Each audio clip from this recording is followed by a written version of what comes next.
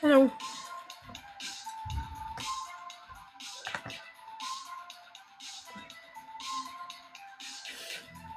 Hi Phantom, you're right.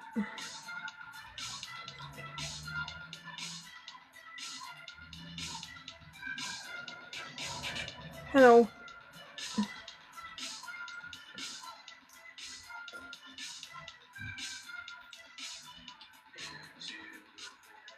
Just so everyone knows, this is a exclusively political live.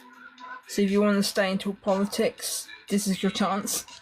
Because I've changed my schedules around. Because usually I usually do Q&As for being a Latter-day Saint over the weekend and mix it up. But I'm trying to now separate the themes. So if you want to talk about religion with me, unless it's something to do with politics, come back tomorrow or Sunday. Because that'll be exclusively Q&A. So if you guys want to give me a follow for that, you can. But if you want to talk about politics, I'm doing it every Friday now, so every other Friday.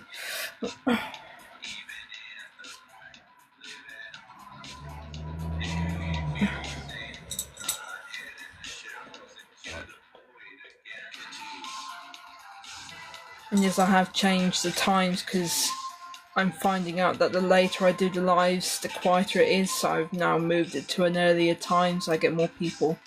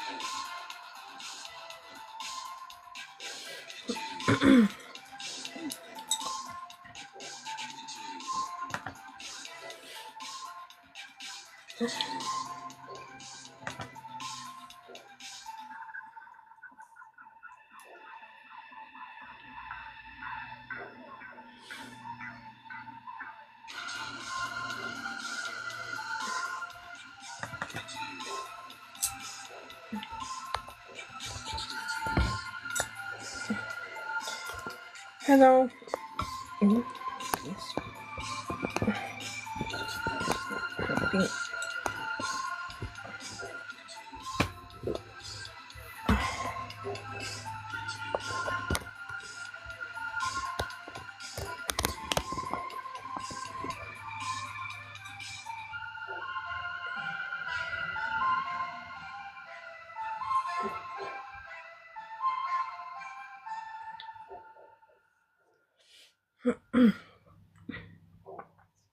Hello. Working across teams is tough, but Asana helps you handle it. That's because Asana is where humans and AI coordinate work together. AI can spot roadblocks and assign work in a snap, so everything and everyone Hello. stays on track. That's how work gets handled. That's Asana. Visit us at asana.com. That's ASANA.com.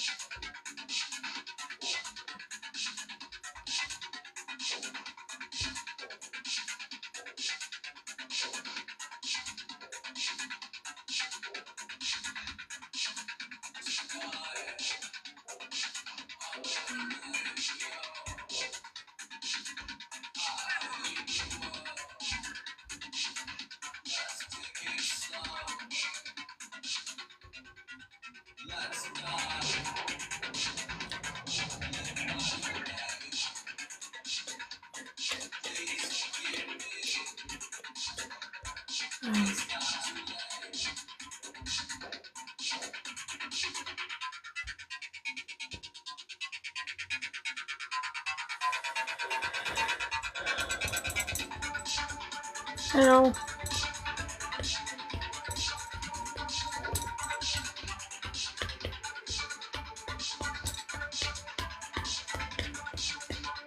Ouch.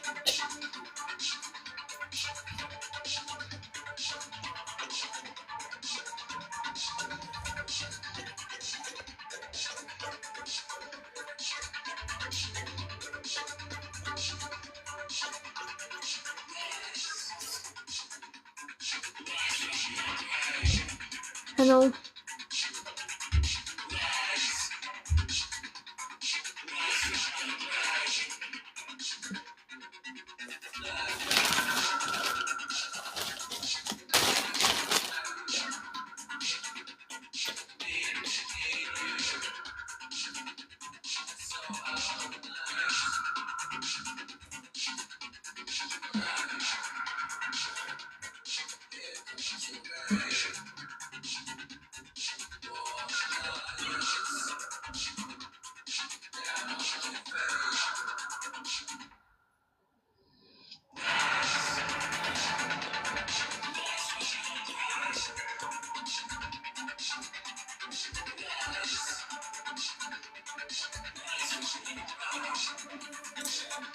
Hello.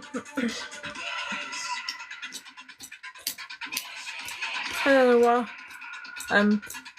I've moved my Q&As to the weekend now, so that's tomorrow and Sunday. So if you want to stay and listen to political talk, I'm quite happy for you to stay. But if you want to listen to a Q&A, come back tomorrow.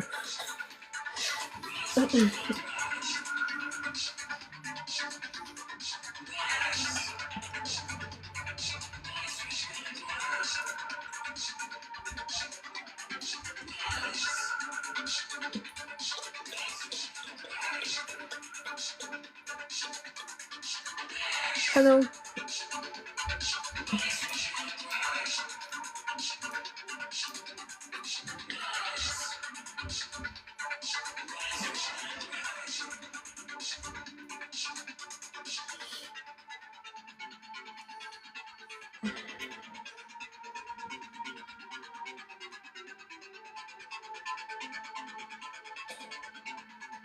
Hello.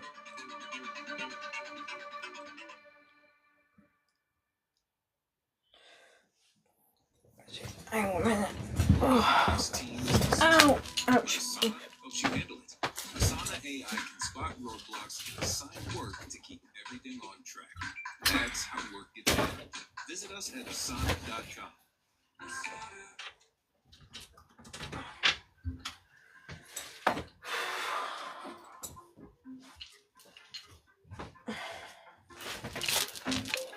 Oh, hello. Oh, ouch.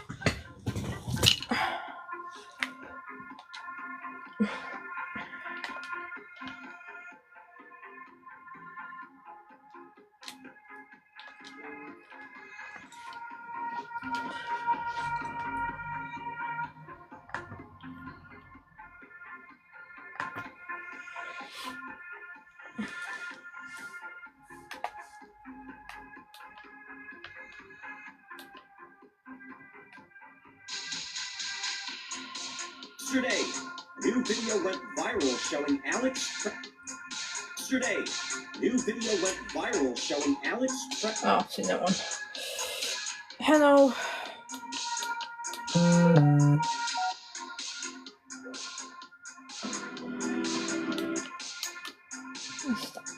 These channels.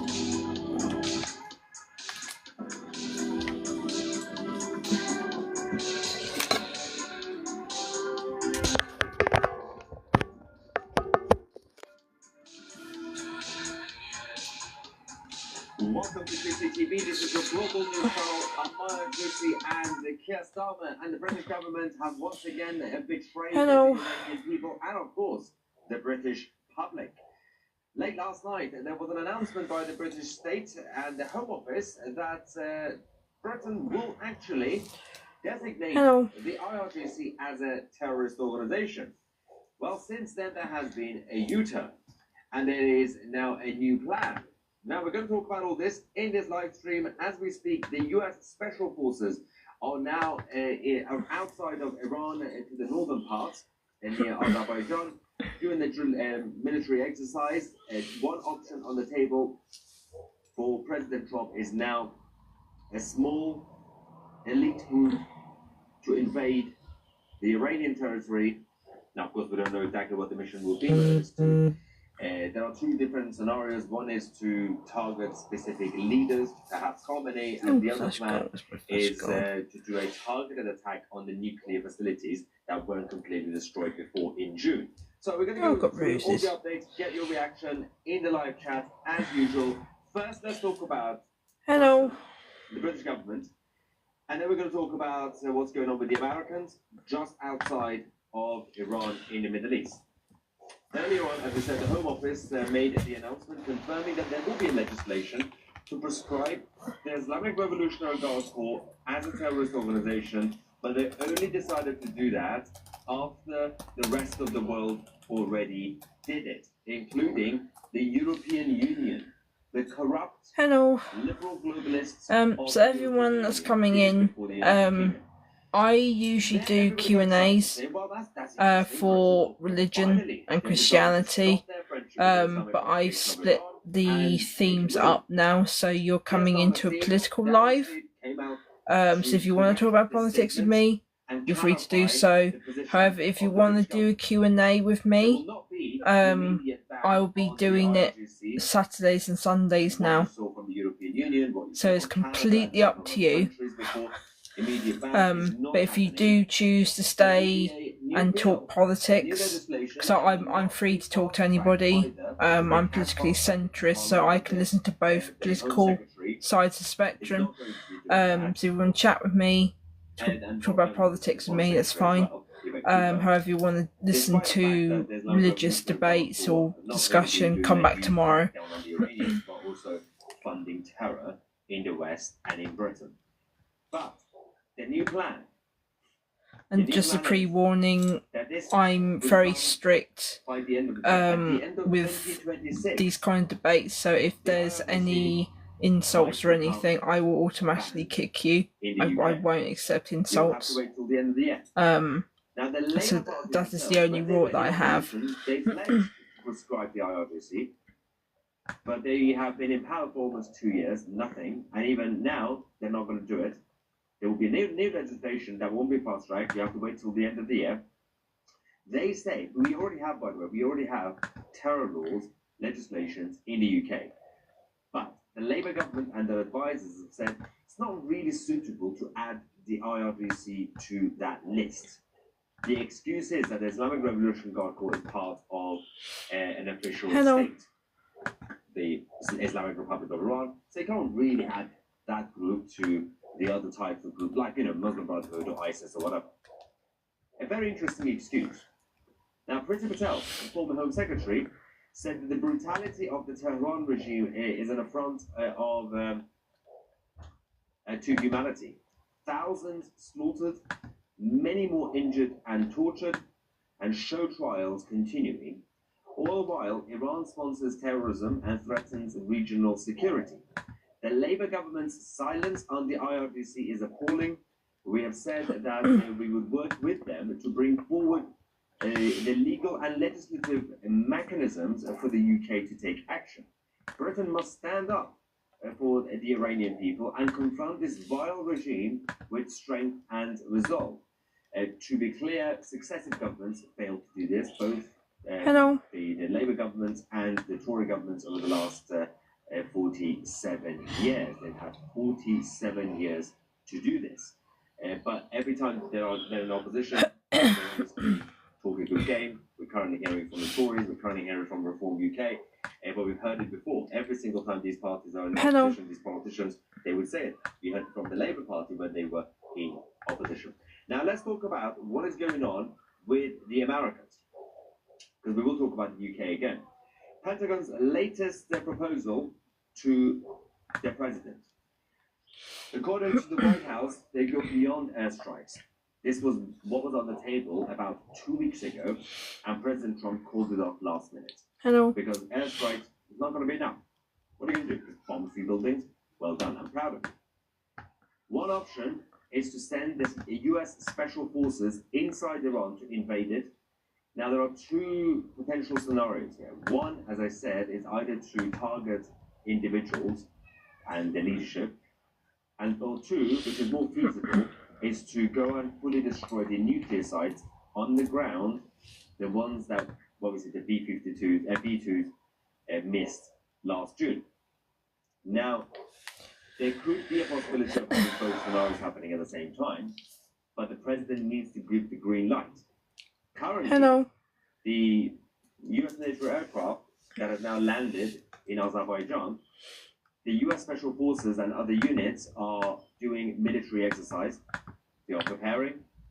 Azerbaijan, who have clarified their position is, if the Islamic Republic attacks, they would get involved and defend.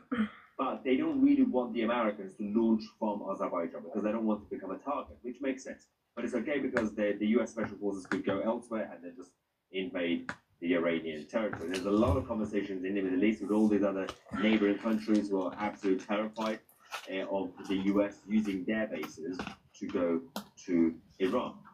But the enemy, they don't really care because the Islamic Republic, they have their forces in Iraq, in Afghanistan, in Pakistan, and those countries have no problem with the IRGC uses their territories. So let's talk about Afghanistan.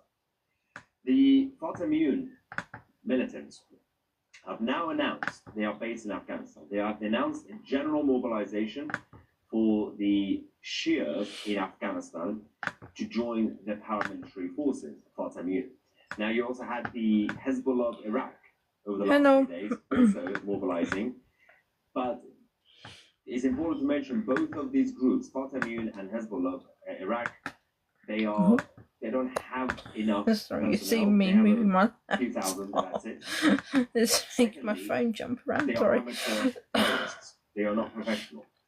They have been trained by the Oh, IRGC. thank you for the share. The Thank you. IRGC, as you have seen their performances, they're not the best military force in the world. They're not even in the top 10. I am planning on If they doing could bring in a numbers, a sort of stream militias in Pakistan, um, they could disrupt the US operation. doing pathways. The Americans. Hi, right. Are I don't know. quite concerned about the Hang on a minute. Hey. on What you want? citizens, their own connections, of course. Oh, what was it? Yeah, I'm going to be doing a stream Over the last few decades. Oh, I'm sorry to hear that. Sorry. President Xi has now ordered. Yeah, I'm going to be doing pathways. The big thing that's happening in the UK right now, where they're trying to be anti-cultural nationalism, and I'm going to be doing the 3 paths, so you actually get to see what all the answers are, and I'm going to be going through each one how neither of them is realistic. So I've had to verify myself on YouTube, so I won't be able to do anything on YouTube until that comes through. So once I've set up, I can then do that kind of thing. That'll be from next week. Samuel, no one cares. And that's why Xi Jinping, while obviously hanging out with Starmer this week, he's also keeping an eye on the situation. Oh yeah. I don't be like that. He knows that he's got. Yeah, I'm a weirdo because I'm a goth. The New World Order. The New World Order led by China. I assume she was alternative as well. Keir Starmer, and almost by Mark Carney of Canada, but he had to make a U-turn. So it's mine. There are still those who are pushing for the New World Order. Yeah, I can kind of relate because my mum passed away as well, under a decade ago. So I know how you feel. And then somehow this afternoon. Hi, Ray. Just so you know, Messiah, this is a political live today, and not Q&A, because I've moved those to the weekends.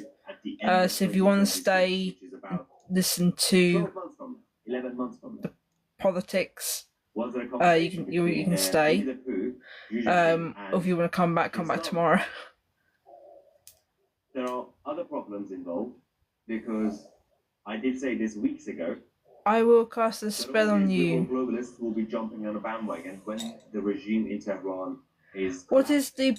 Well, I'm politically centrist, so there are some political leanings I have that I share with conservatism, and then there's those that I share with liberalism or libertarian mainly. So I take what makes sense on both sides and then implement it and take it on as my own. Okay, Samuel, I'm going to mute you because I think you're making no sense. You're not making sense. I think England should become a communist. No. I fully disagree. Oh, thank.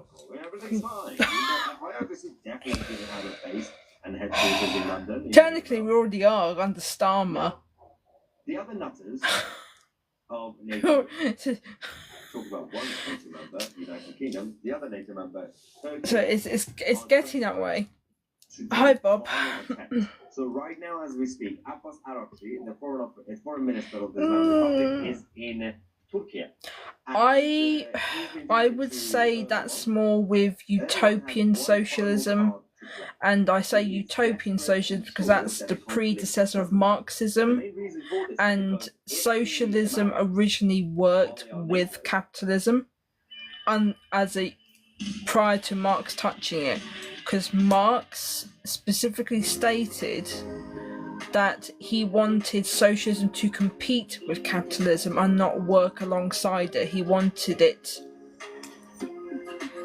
What is a golf girl? I don't know because I don't play golf. No. My view of it is that with socialism, there are, as you're right, there is good qualities in it, but it's how it's implemented. And so far, there's been nothing. Oh, he's meant Goth. Okay. There is nothing that has come out of socialism that has been good, other than communitarianism, which is, yes, I am. I'm still an LDS. This is a political live. So you walked into that. But I'll be doing Q&A tomorrow and Sunday. So if you want to come back for Q&A, come back over the weekend. It'll be. Because of that, so to give some breaking news. Yeah. A goth is somebody who listens to gothic music, because unfortunately the gothic tribe doesn't exist anymore and we can't sack Rome. So we have to listen to sad music to wallow in our sorrows. No, I'm joking. Yeah, we listen to music. Why is it glitching? In Iran, Or we listen to dark music, but then originally it was called positive punk, so it has some upbeat themes. But that's basically what goth is. We worked really hard to kick the Americans out of Iran. We can't say yes to this. But this is a very. I agree with some things Donald Trump has said, but I'm not a MAGA. I'm not fully MAGA. But considering that he has experience in the economy, under Donald Trump, America has done well economically, because that is his forte. And I do believe that some of the things he has brought up has been correct. But I don't agree with anything. Charlie Kirk was an absolute travesty. I will never forget that video. I sobbed. Because that should never have happened. And it's all because of propaganda. Because people listened to the propaganda around him, around his views, instead of actually listening to him. And after the fact, all these videos that were originally taken out of context have suddenly come to light, and it's like that actually makes sense to what he was actually talking about. So he was unalived because people took him wrong, and that's just not right. He was only 31. He was younger than me. USS Delbert D. Black is now officially in the southern parts of Israel, near the port city of Eilat. And how is it horrendous? Now the US military will be. Because I would have thought that would have been under the jurisdiction of the state, so the mayors of each state. Because I know Donald Trump said that there are some things that are nationally under his control, but because the states are separate, they have their own political and economical issues that are dealt with locally. So if you look at New York, for example, under the local government, yes, I agree, it's an absolute mess. It's an absolute state, and it's nothing like its former self. But that, I believe, is due to the democratic control rather than Donald Trump's overall control. Is the anti-missile standard missile free ones. So on top of everything that the Israelis have, with the arrow system and Americans is that under Democratic and Republican, or is it one or the other? Penetrate Israel. It's going to be very hard. They might still cause some damage to Tel Aviv because they will be aiming to hit civilian areas, not necessarily military bases. Hello. So people still need to take shelter in Israel. People still need to be vigilant, but the Americans are there to ensure that there is extra security on top of what the Israelis have already been preparing. The Islamic Republic is also not sitting. Because from what I'm seeing, it's in the UK, as you know, the conservative jurisdictions of the counties and stuff, they can have atrocious economical outlooks just as bad as Labour or Liberal Party, Liberal Democrat Party, but it's, from what I'm seeing in America, it's under Democrat. Majority of the issues are coming from Democrat states. But I'm not unbiased. There probably is some very bad Republican states as well. And that's just down to poor leadership. They can basically make the entrance slightly. Hi Neil, you're right. Additional construction. You've stumbled into political lives, so you want to chat politics, you can do. Otherwise, if you want to listen to a Q&A, you can come back tomorrow. Hello. Yeah, if people want to come up as a guest and talk, please let me know if you've actually requested up, because I find that TikTok automatically invites people up, or invites automatic requests to go up, and you're not even aware. So if you want to come up, you can't. You're going to have to send special forces in to infiltrate. It really does. So things will have to change rapidly. If you so I'm not MAGA. But there are a lot of things I do agree with that Trump's done and said. Because you can't deny. I mean, it's like even though I don't like, I'm not really akin to Obama. Some of the things that he said in the past, I did agree with.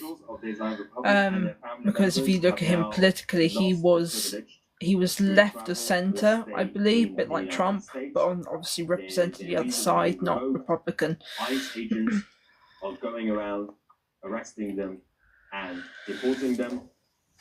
But of course, the liberal side in America, the US Democrats, are not happy because they don't want ICE agents. Sorry, I'm glitching out. I don't know why. They don't want ICE agents to the federal agents to keep America safe. Oh, that'd be why, because I'm moving out of shot. While Marco Rubio, with the help of the federal government, what is it about? What has he actually done specifically that has actually brought made America's economy better? Because I'm only going by what I've heard and seen. So, what is it that he's actually done? So I get a better perspective. The only safe haven for them is the United Hello. Kingdom and Northern Ireland.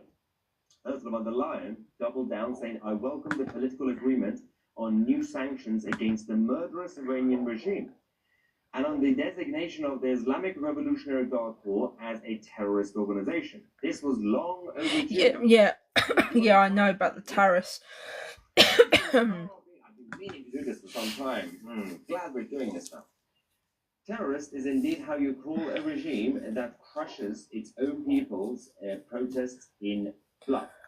Europe stands with the people of Iran in their brave fight for freedom. Well, that is a first, because Europe was standing against the Iranian people until literally yesterday, Ursula. You only decided to jump on. Actually, I did see a funny video. It's by a black couple in the US. I think they're Latter-day Saints. That's what I've been seeing or been told. I think the wife's name's Tamar. I can't remember, but they did a funny video where they made fun of the fact that she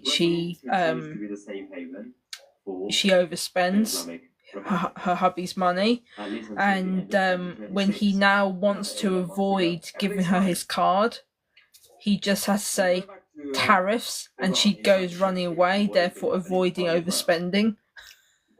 So in a way, the tariffs have actually made people more aware of what they spend. So in a way, that is kind of a good thing, because it stops people from overspending money. During the first wave of uprising, we had a lot of disturbing videos coming from the streets of Iran. One of them was this, if you remember, and a group of yes.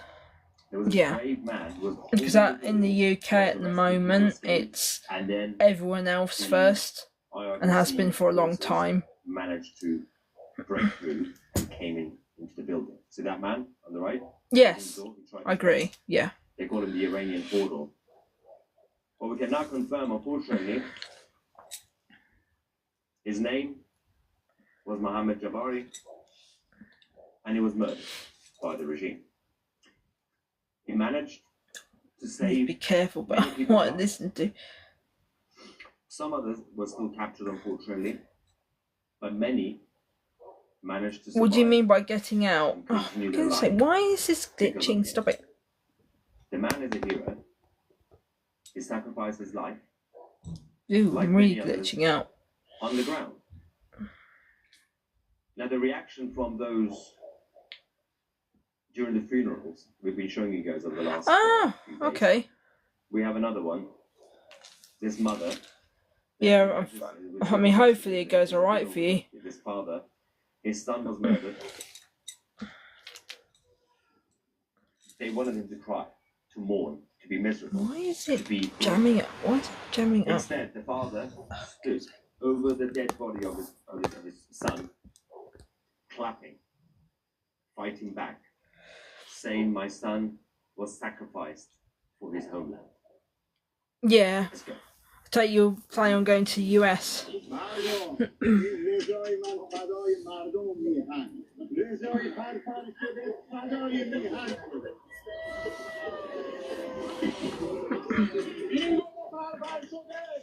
That's the father. They are chanting, "This flower was sacrificed." Oh, Europe. I think it's Europe.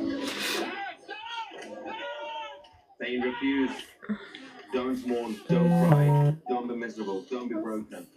Clap, dance. That's how you show resilience. You too, thanks for coming on. That's the dance. The tough times. There's also this other his mother, Reza Nadar, his mother, who said that you, the regime, took my Reza from me. So I've got a song in my head. I have now gained thousands of sons, as in the rest of the Iranians. I have the sons of Bakhtiaris, the Kurdish sons, the sons from across Iran. They will get revenge for my son, Reza. Let's go.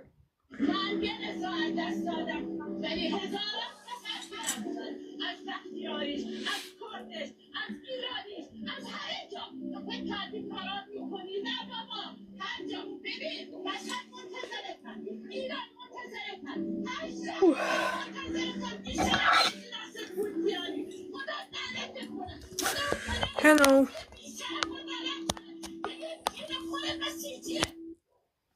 Yeah, the strength continues. The fight back continues. The protests continue across Iran at night time, when they can obviously do it without getting shot, most of the time from rooftops. Now, over the last few weeks, we've also talked a lot about the opposition, of course, the Crown Prince, but the role of the mainstream media in the West, which is to undermine the opposition against the Islamic Republic. Hello. They have been promoting the NEK. For everyone coming in, you've stumbled into a political live. I usually do mixed lives over the course of the weekend, which revolves around religious Q&As. However, I've now split the themes up, so on Fridays exclusively it's a political live now. So if you want to come back to do religious Q&As, come back over the weekend from Saturday to Sunday. If you want to stay and listen to politics, you can do. So it's completely up to you, there's no pressure. Hey, I need your help. Look at these muppets to like me, or I'm going to be stuck in archives forever. Security guys are going to call. Leave it with me. And you're far from 2 agents.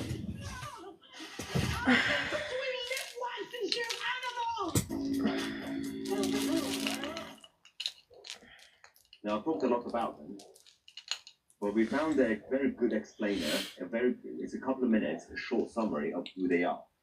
Don't forget, Khomeini, who did the actual paramilitary coup in the 70s, with the help of the Soviet Union at first, and the communists, and the MEK. So Mujahideen MEK were on the side of the IRGC. Then they fell out, and there's a reason for that, and that was because of what happened with the siege of the American embassy when the I'll be right back. I Islamic need to Republic get a started drink trying out. to free the Americans, the hostages. The MEK or Mujahideen fell out with obviously. Now, this all goes back to the links to the Soviet Union. The Soviet Union wanted that they were the ones behind the siege of the American embassy in Tehran. Khamenei himself, right now, he was also an agent of KGB and the Soviet Union. Mujahideen, same. They fell out. But the best explainer that we can show you now, they've been bribing, obviously, a lot of the Western media and politicians to promote them. But let's just go to this report. It's a good explainer of who they are. In Washington, they are sold as freedom fighters, the democratic alternative for Iran. But before we buy the packaging, we need to read the receipts. Founded in 1965, the MEK combined Islamic theology with Marxist ideology. Their mission? To destroy the Shah's government and drive American imperialism out of Iran.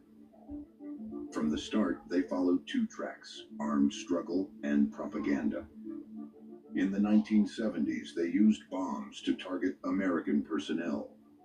They assassinated at least 6 U.S. citizens, including military officers Lieutenant Colonel Lewis Hawkins, Colonel Paul Schaefer, and Lieutenant Colonel Jack Turner.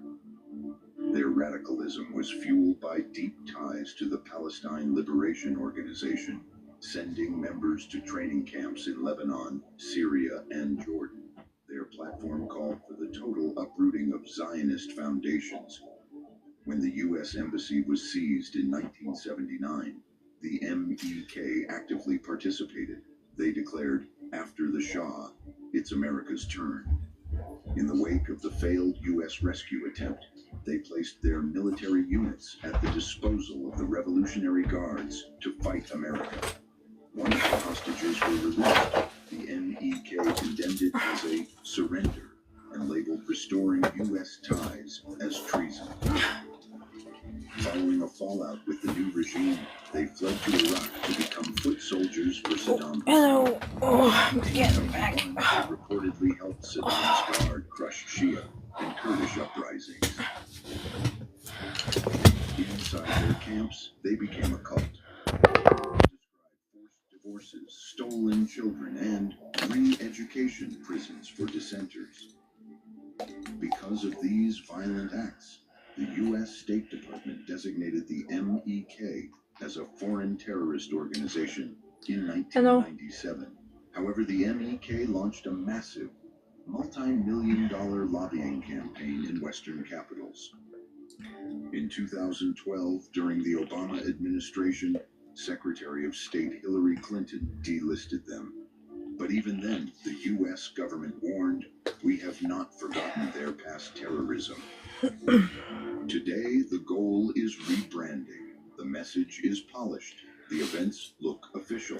The branding says freedom. But the record does not change. An official State Department report was clear. They are shunned by most Iranians and are fundamentally undemocratic. They are not a viable alternative for Iran. Wait a minute. However, some prominent U.S. political figures and advocacy networks have tried to rebrand the MEK. But make no mistake, these are paid appearances. And MEK is leading the way to a free Iran. Is there an alternative to the mullahs, to the dictatorship? And the answer is yes. It's the resistance. It's the MEK. It's Mrs. Rajavi. The MEK has funneled massive sums into speakers' fees, but they are not buying legitimacy. They're renting it. Today, they hide behind shell groups like the Organization of Iranian American Community to appear popular.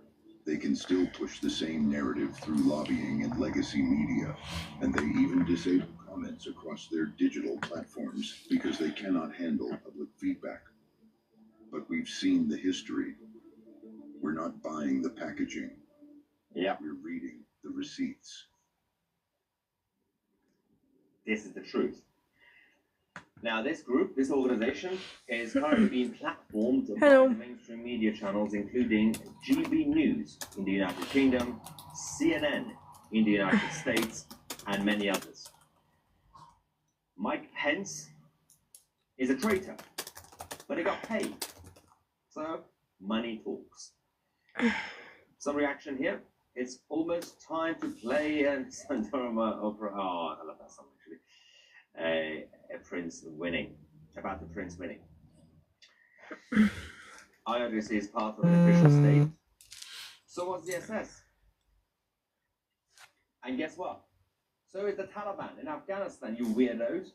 The people in the Foreign Office in the United Kingdom who continue to come up with weirdest excuses. What about the Taliban? They are literally officially the state of Afghanistan.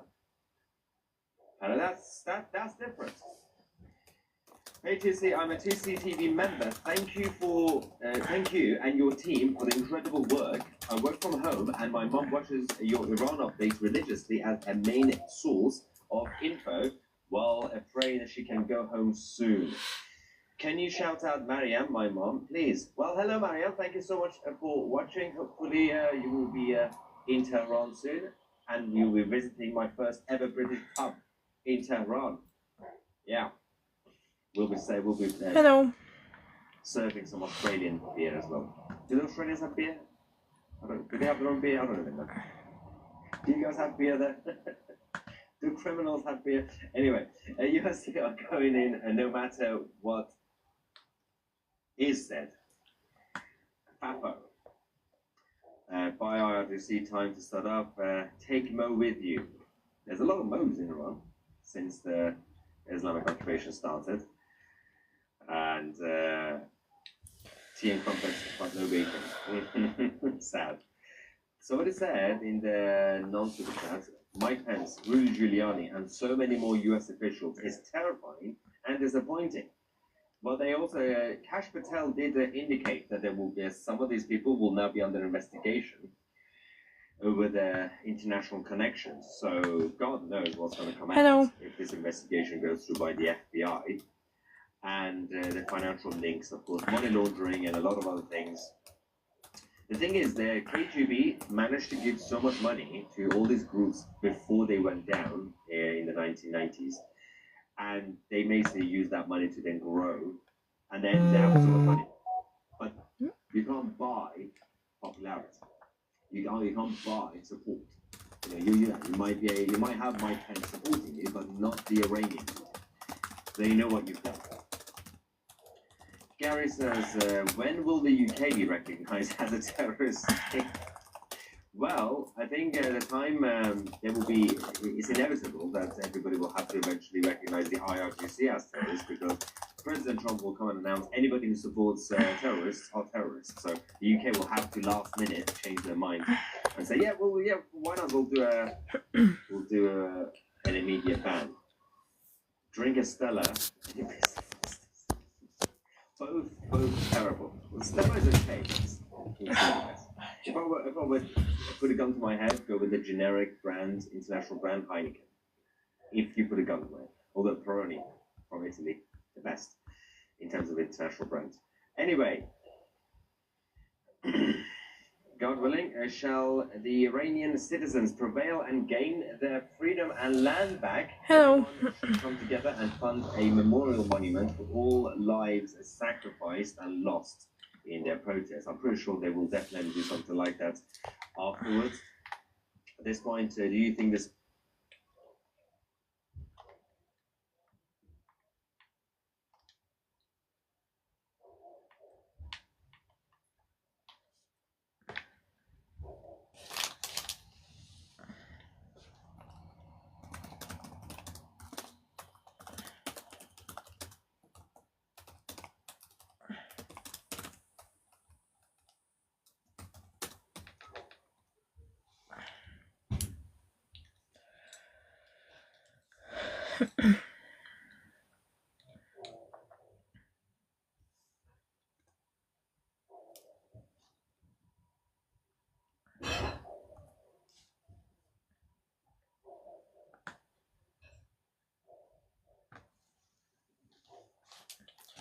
Hello.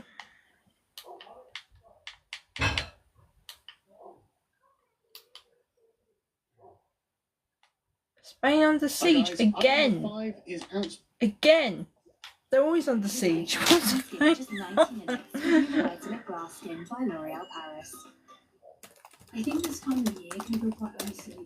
The days get shorter, the weather's colder, and everything just feels a little heavy. There's also this pressure that we're all supposed to be happy and full of joy around the winter season. Hello. What happens if you're not? It can feel like you're the only one experiencing that loneliness or grief, and it's easy to feel like you just have to deal with it or wait until things get better.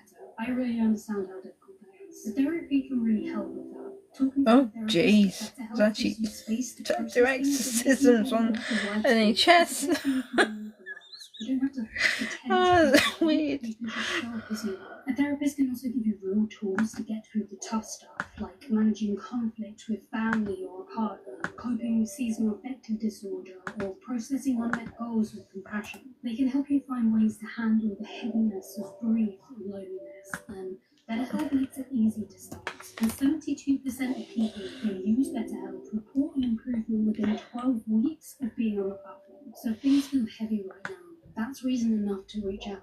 You don't have to wait for everything to fall apart or a new year to start being supported. Hi guys, Islander 5 is out to purchase now. As you can see from this amazing cover, this edition's theme is Heroism, Power and Modernity. And the articles in there, which I have to say are rather good, don't you know, and I'm not just talking about mine, I'm talking about all of them. Hello. They discuss what the heroic society is and why modernity is destroying it, but why the spirit of the hero is looming throughout everything that's happening. And again, I say the cover goes hard, right? Because, I mean, look at it. Just you would think that this was tailored for the current events, but no, we're always ahead of the curve.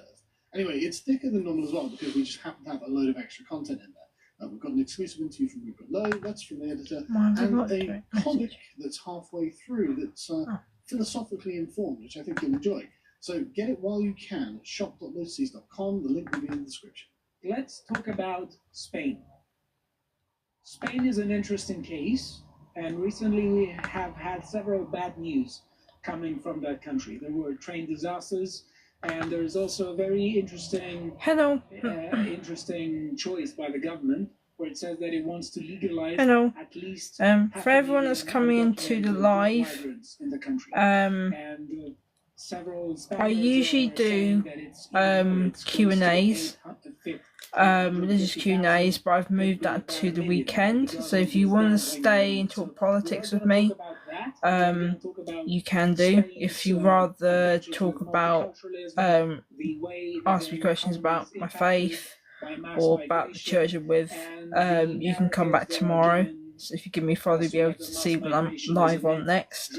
But you're fully welcome to stay if you want to talk about politics, because I specifically made it Fridays now instead of every other Friday, so it'll be every Friday to get more traction. So it's completely up to you. And we have had the rise of several parties in Europe, but also in the West at large, who have been critical of mass migration. Now we hear some criticism of mass migration from the West, which I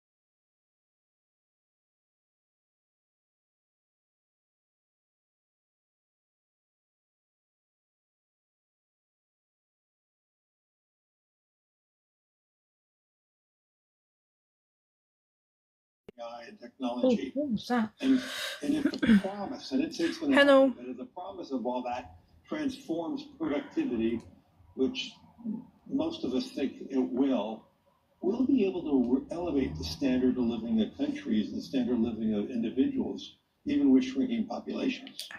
And so the paradigm of negative population growth is going to be changing. And the social problems that one will have in substituting humans for machines is going to be far easier in those countries that have declining populations. So when I'm old, I would rather have a robot look after me than a Bamar. Like proper old. I mean, robots are, Yes. generally speaking, reliable. Especially, I'd rather having a robot than a human being. especially if you put a face on the robot and it's cute. Yeah, unless it suddenly turns haywire and kills you, it probably won't hate you or resent you as much. Yes. It'll be quite neutral. I think Hi, Saint, you're right. less likely to kill you, I'd imagine. Just fair warning, you stumbled into a political live. So if you want to stay and chat politics with me, you can do. But if not, you can come back tomorrow. Because I'll be doing normal Q&As, LDS Q&As You said that you had it over the right, weekend. It was about investment, it was about predicting the market. Yeah, exactly. I mean, you can't make it at high levels of finance if you're not living in the future. Because if you're not living in the future, you're somebody else's exit liquidity. And this is why I'm kind of cautioning people on the gold and silver stuff at the moment. Just be careful you're not somebody else's exit liquidity. So what you have to do, allowing things to is be thinking, okay, what does the world look like in 18 months, 2 years, 5 years down the line, and then start positioning for that. Otherwise, you just don't make any money. And clearly, what he's doing is like, yeah, okay, the world is going to go right-wing remigration is a thing. Scrap all that DEI stuff. I know I won a load of pension mandates 5 years ago using the DEI nonsense, but scrap that. We've now got to win mandates, pension funds in xenophobic countries, and that's going to be all Europe. Is he reacting or suggesting, though? Because it's almost like these people suggest, go, here's what we should do. The question, you're sort of saying like he's reacting like this will probably people like him are forming. The question to me, though, is why they let all this happen. Why did they say, like, infinity migration? And they go, whoops, got that wrong, changed our mind. Well, because that worked at the time. He won the mandates at the time by doing that. He's completely mercenary. Right, so right now we'll listen to this paradigm shift on the left, which Nick pointed out before. It was the exact opposite narrative coming from the left. And we see now the Spanish government trying to move towards the other direction. Oh, the Kenobi. And obviously you can't expect any government to change direction just because Larry Fink said so. But I want us to say that there are arguments suggesting that this is a mistake by the Spanish government. And it sort of neutralizes all the economic arguments that are being given for mass migration. Why is Jacob Jill supporting nationwide shutdown? Which are given by the people who are promoting these policies. And we are going to talk about them in a bit. So let's talk about this article written by Kieran Kelly on the Telegraph. It was released 3 days ago. It says, Spain gives 500,000 migrants legal status to defeat the far right. Applicants will be allowed to work in any sector to help curb institutional racism that only fuels exploitation and racist hatred. Right, so it says Spain has started to legalize 500,000 undocumented migrants and give them the immediate right to work and move to fight the far right. Madrid officially began the process on Tuesday after a last-minute deal between the ruling Socialist Party and the left-wing Podemos Party, which has propped up Pedro Sanchez's minority government since elections in 2023. So what's happening here is that they are saying that they have to legalize undocumented migrants. And one of the things that are interesting here is to talk about the arguments that are given about mass migration being a net positive and how they don't reflect the reality on the ground as it is felt by native people, in this case by native Spaniards. So the argument goes like this. There are many people who accept that illegal migration is a net drain. Even people who are promoting migration. Why? Because they're saying that precious time is because you have lots of people who can't work, and they have to be given benefits. So this causes economic strain, but also integration strain. But they're saying this changes if you make illegal migration into legal migration, because that's when they can work, they can integrate easier, and they don't have to be reliant upon the state.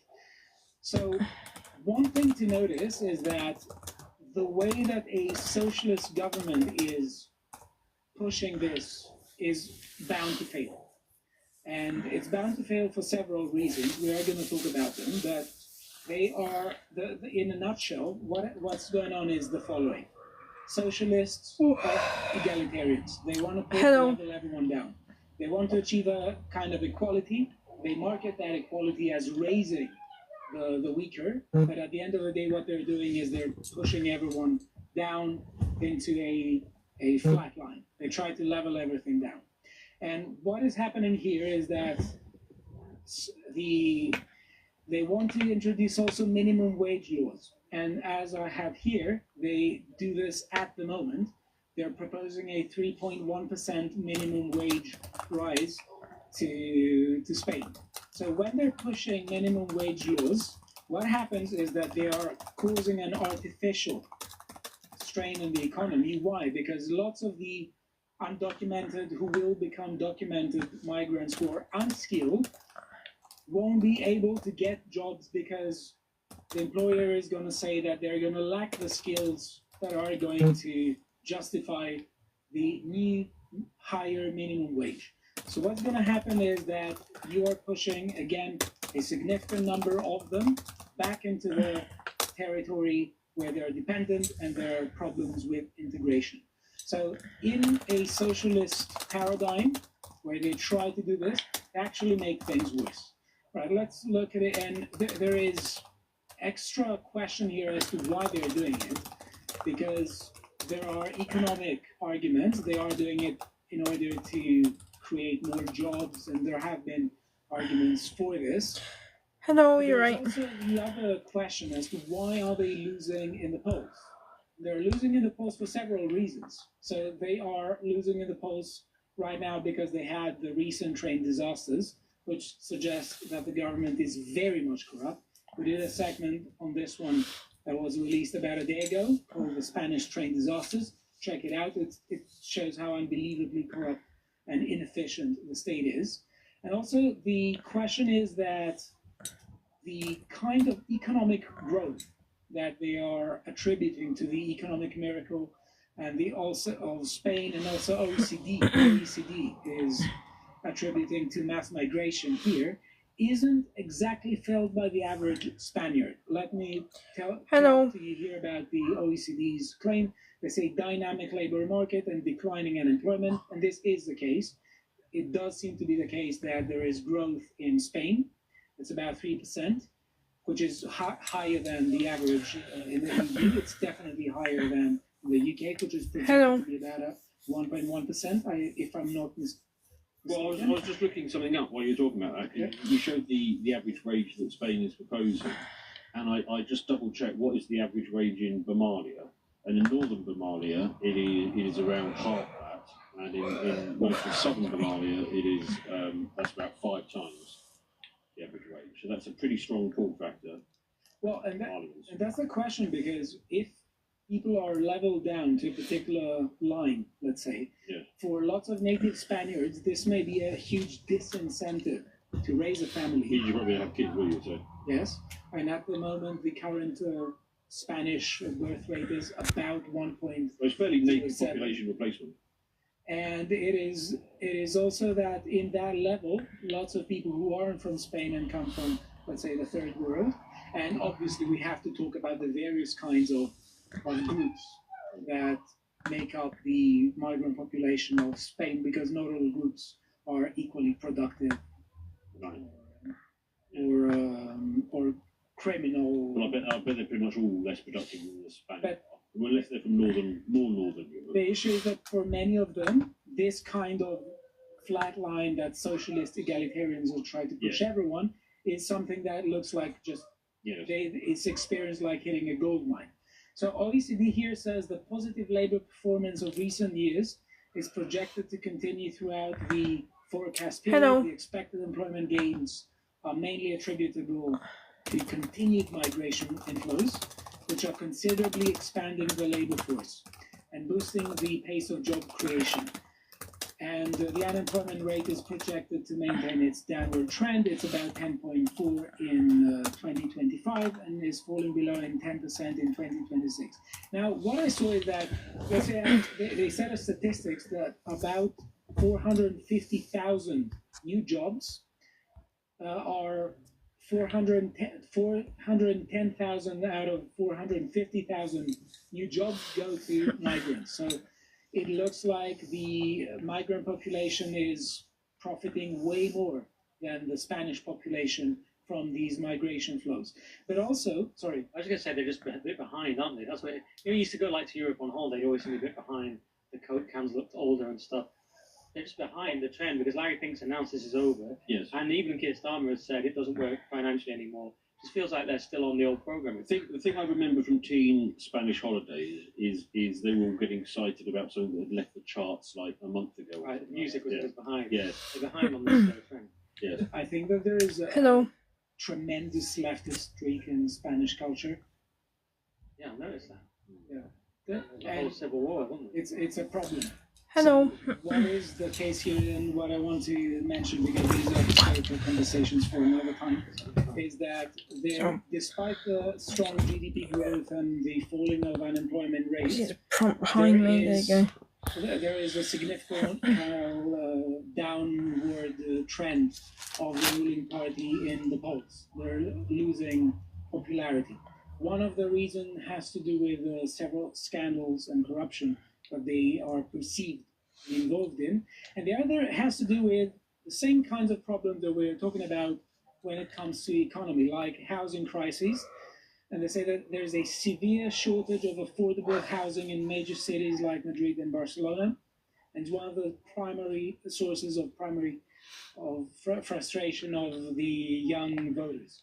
Then there's stagnant productivity. While people are working, productivity, GDP per capita, again, per capita strikes back, has barely improved since 2019, keeping real wages lower than many hoped for, given the inflation seen in the last years. And there's also tax pressure. Increased tax pressure to manage high public debt has alienated middle-class voters. And it looks like the panacea for socialists is always raise taxes, raise taxes, raise taxes. And one thing to say about leftists right now is that they have gone global. They don't operate just on the old domestic proletariat versus capitalist Marxist framework. They have gone global and international. So when they're talking about taxing the rich to give to the poor, they're talking about taxing the globally rich to give to the globally poor. And by that, they are, according to their calculations, almost every native Spaniard counts as globally rich.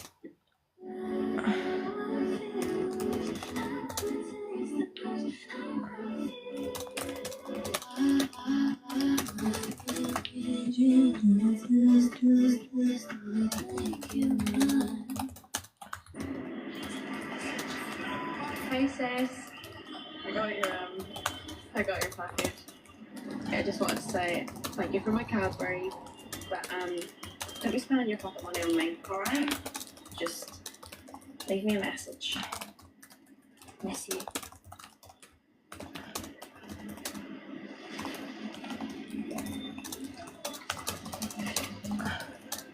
Giving a glass and a half makes home feel closer. There's a glass and a half in everyone. Because Hello. there is a fundamental hatred of Western For civilization. everyone coming in, this is a political live. I usually do religious Q&As. However, that's been moved to the weekend. So if you guys want to come in and talk about politics with me today, you can do. I've moved. I originally had this. It was every other Friday, but it's not every Friday. So it actually hopefully gets it more migration at the expense of Western nations, and here they are rooted. That's the word for it. So if you guys want to come in to talk about politics with me today, or you rather come on and talk to me about religion, you can come back tomorrow. So it's completely up to you guys. He's the leader of the third largest party, the Vox Party, who is talking about this as being this decline. He says when a country like Spain has received 3 million immigrants in the last 5 years, but the public services, the hospitals, the housing, the number of doctors and the police remain the same, there is widespread collapse. And here, let's end with this one. So to talk to the Spaniards, here we're going to talk about Denmark.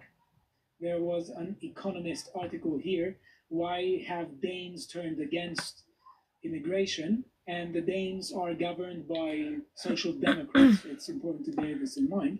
And they have said here that the average net contribution to public finances differs according to population groups. And it's one thing to talk about migration and foreigners. It's quite another to break the population into groups and talk about these groups' culture, which is the exact opposite of what abstract universalist humanitarians, who aren't actually humanitarians, want to say. And this is what they consider to be far right, talking about the harsh realities of culture, how culture affects people, and how people's being affected from their culture manifests occasionally in things like contributing to a particular country, but also like in crime, how they are represented in crime. And here they find a pattern that we see in several countries across Europe of migrants from the MENAP countries especially, which is Middle East, North Africa, who are a net drain. So it looks like, at the moment, maybe the economic argument for mass migration shows a link between mass migration and the economy of Spain, but bear in mind that this is also not helping the average Spaniards the way they see their country long term.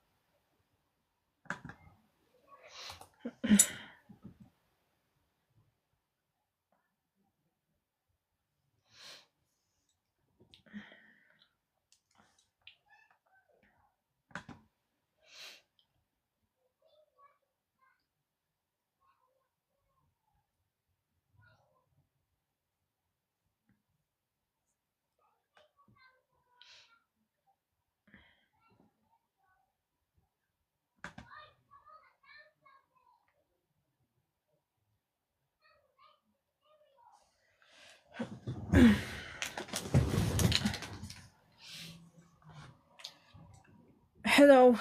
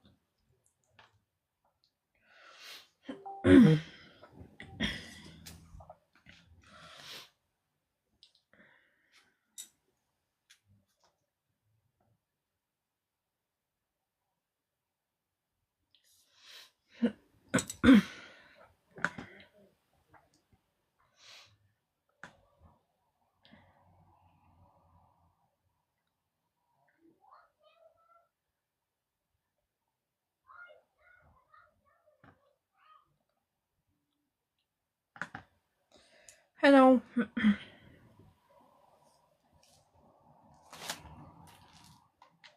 Why is this not auto-playing like it used to?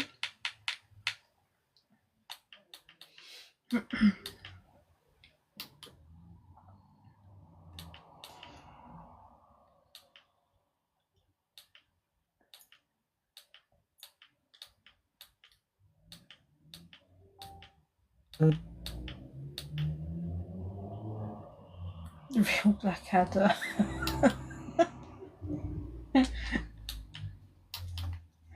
I'll put it on for the sake of it.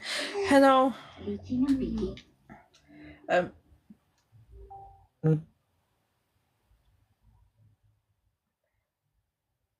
No, it's very different. Centrism is inspired by pragmatism, which applies both conservative and liberal ideological points that on the societal level make sense and abide by the existing laws, and then you can basically apply both of them. Agnosticism is where you're not sure if you believe in a god.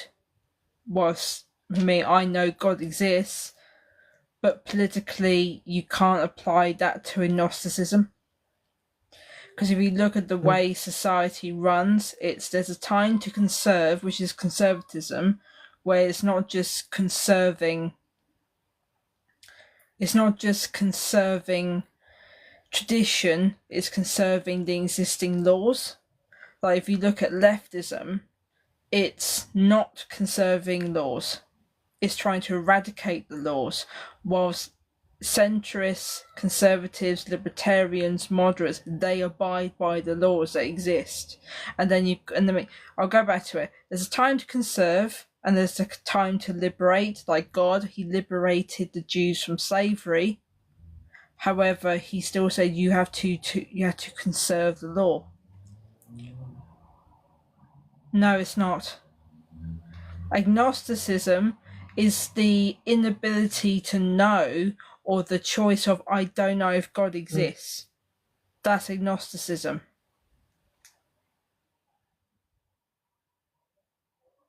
You're very rude.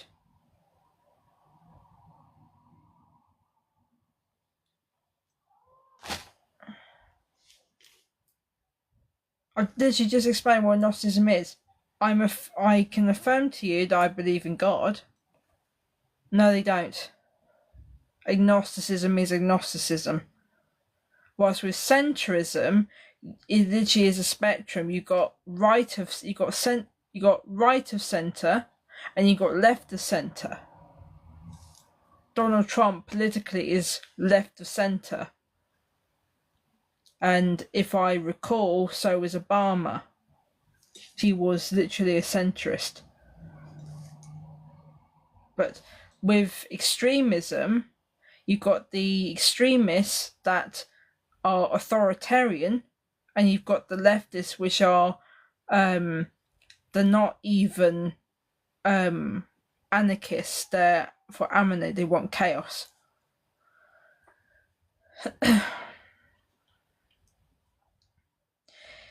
Deism is the belief that God is within nature. Yeah, that's fine. Yeah.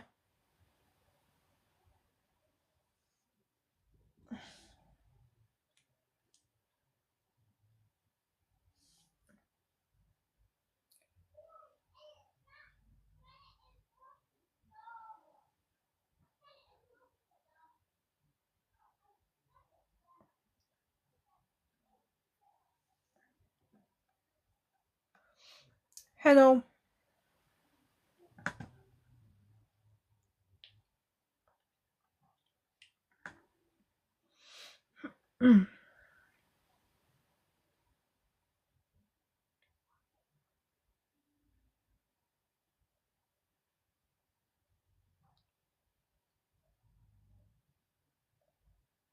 Hello.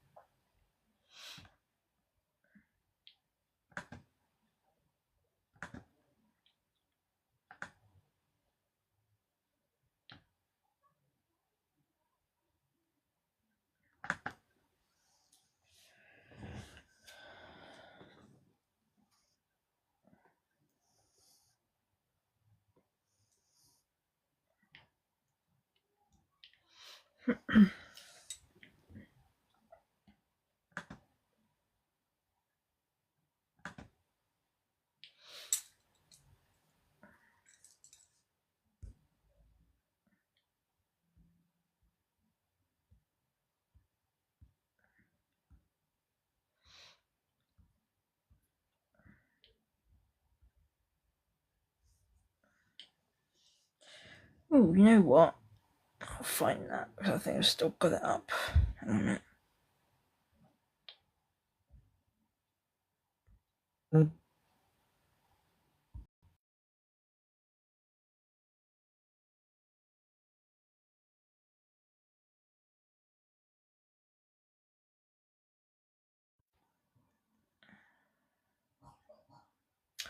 I'll put this at the back. This is what centrism actually is, for anyone that's interested.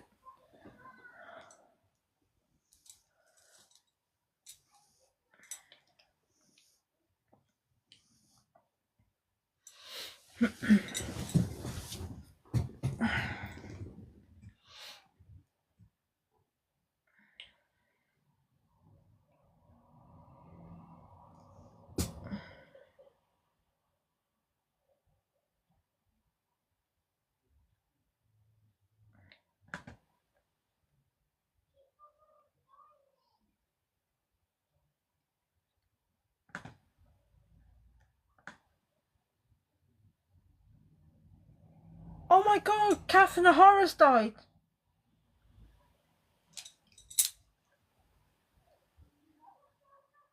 Oh, I was not expecting.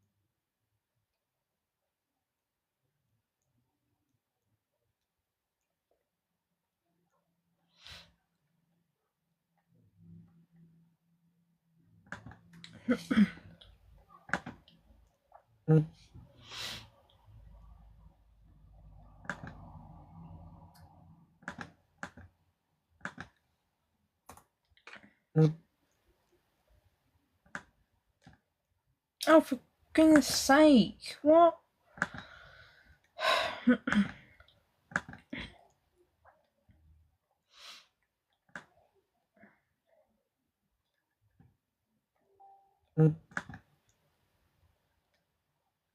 Hello.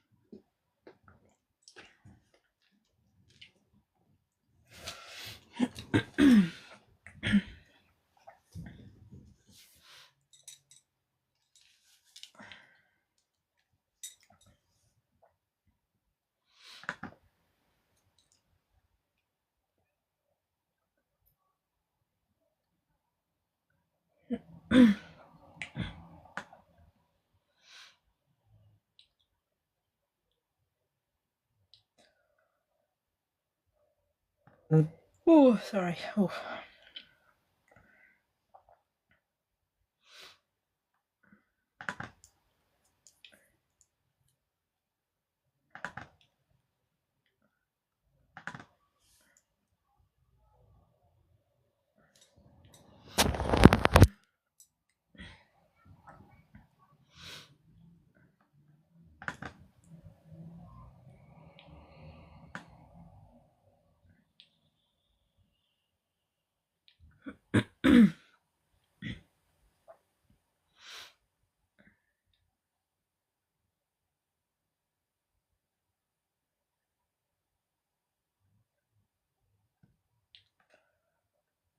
Ooh, sorry.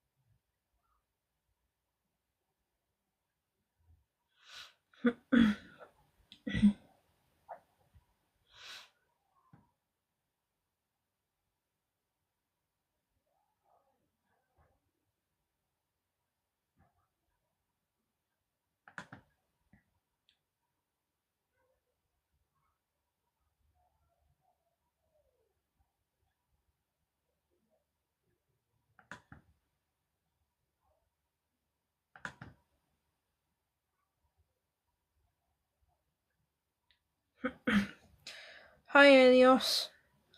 Just to let you know, this is a political live I'm running, so if you want to come back tomorrow, that's when the Q&A starts up. If you want to stay for politics, you can do.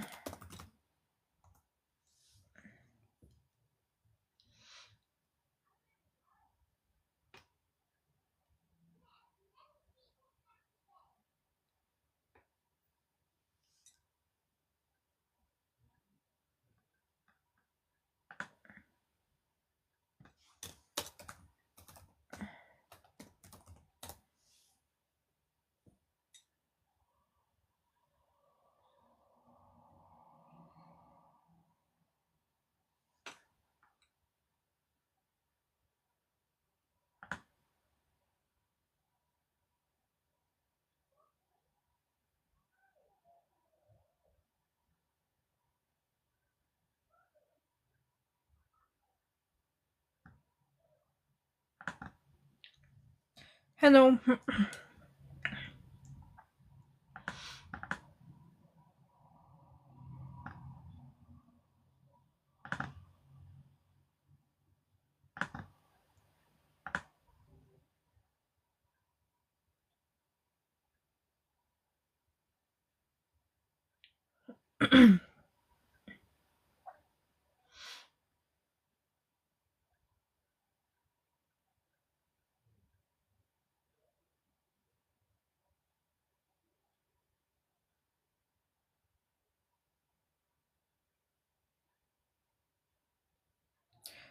Hello.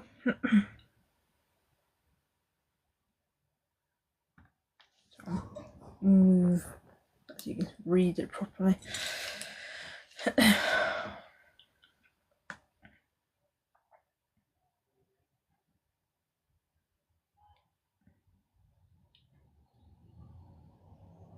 Hi Esther, you're right.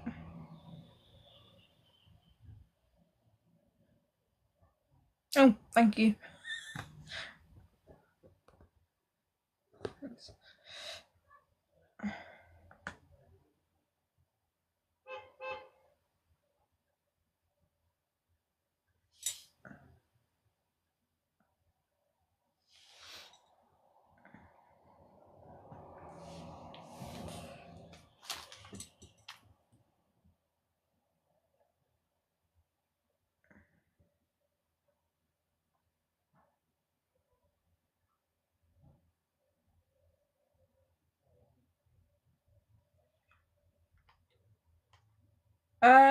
It's my landlord's. They're downstairs. That's the noise you hear in the moment. I'm trying to drown it out.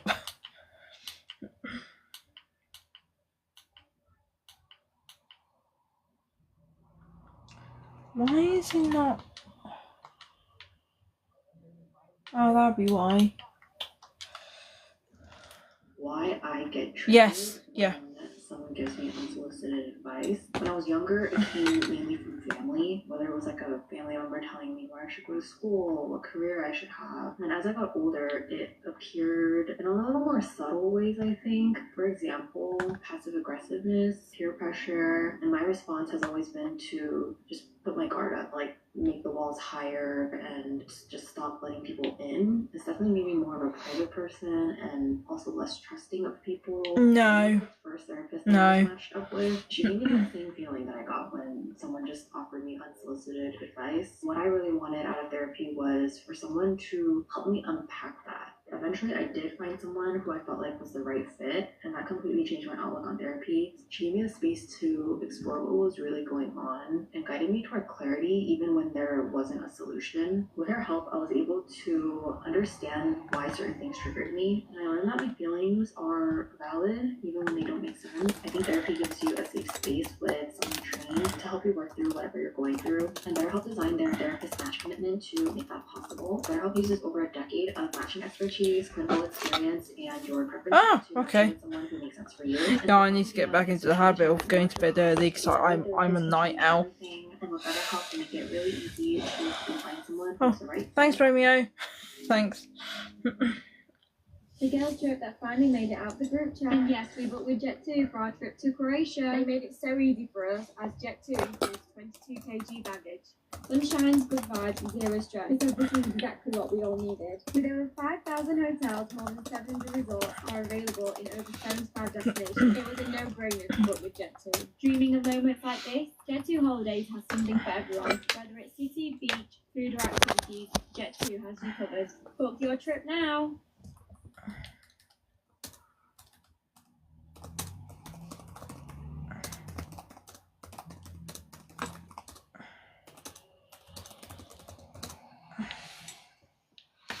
There was some app they're trying to get into the Americans called Upscroll. I have no idea. I have to look into that. I don't know what that is.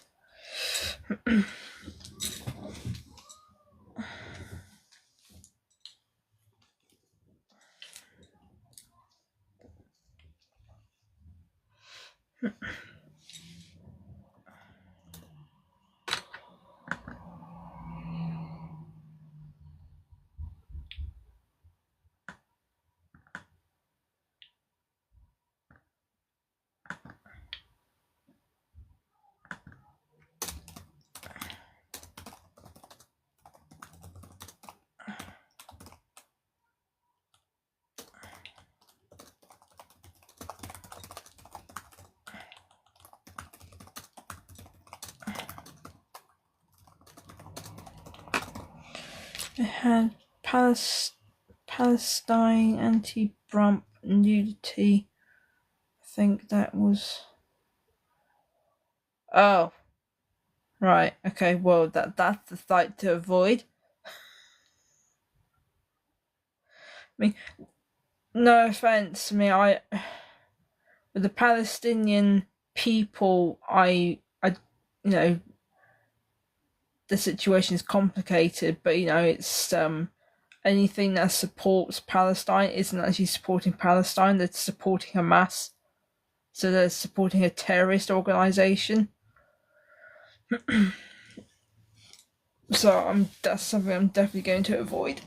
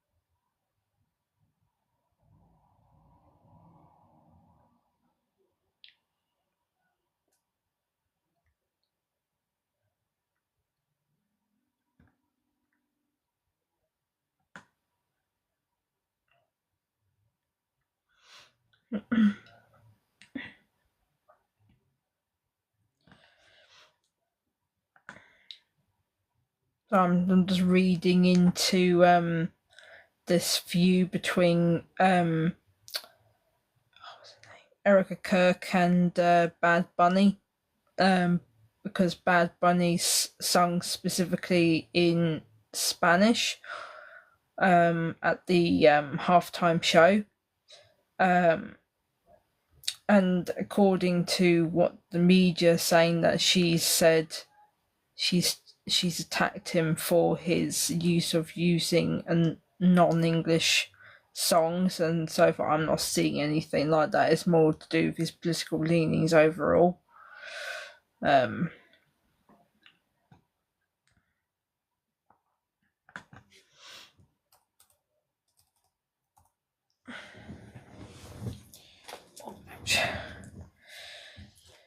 Yeah, sorry if I'm quiet, it's because I'm reading into something. Because I'm at the moment trying to discover what his politics actually are. Don Lemon's arrested. We got him, boys. Listen, I don't care if he lets all the illegals go. I don't care if he burns down the economy. I don't care if he goes to war with Iran. Just arrest Don Lemon. It's the only reason I voted for Trump, so I'm satisfied. I'm done. It was good hanging out with you guys. I'll see you later. Show's over. Show's over. We're still waiting for Andrew Branca, the law and self-defense specialist, who's going to come and talk about it. But we're going to be talking about what's going on in Minnesota. It's civil war, ladies and gentlemen. I mean, not literally in the sense where I can actually say we know definitively. So obviously was a scandal, and so they're taking the mick out of Erica Kirk's looks because she's got very striking blue eyes that look unnatural to some people. I found out in some cultures blue eyes is a bad omen, so they're scared of her as a result. And we know what all of this means. We know all this means in where it comes. Kathy Griffin brings up that there is this network in Minnesota of people who help each other out. Yeah, they're state-sponsored. They have access to state-level infrastructure. So we're playing this game, I guess, where the liberals are screaming, Don Lemon got arrested. Oh, no, our rights are being violated. He was indicted by a grand jury. But none of that really matters. We are well past the point where any legitimate argument is going to be made by either side for who is true. Just so you know, you're summoned into a political live and not a Q&A, so if you want to come back tomorrow, and listen to the Q&As that I usually do, you can come back tomorrow. But if you want to stay and listen to politics, you're fine. He said that they should.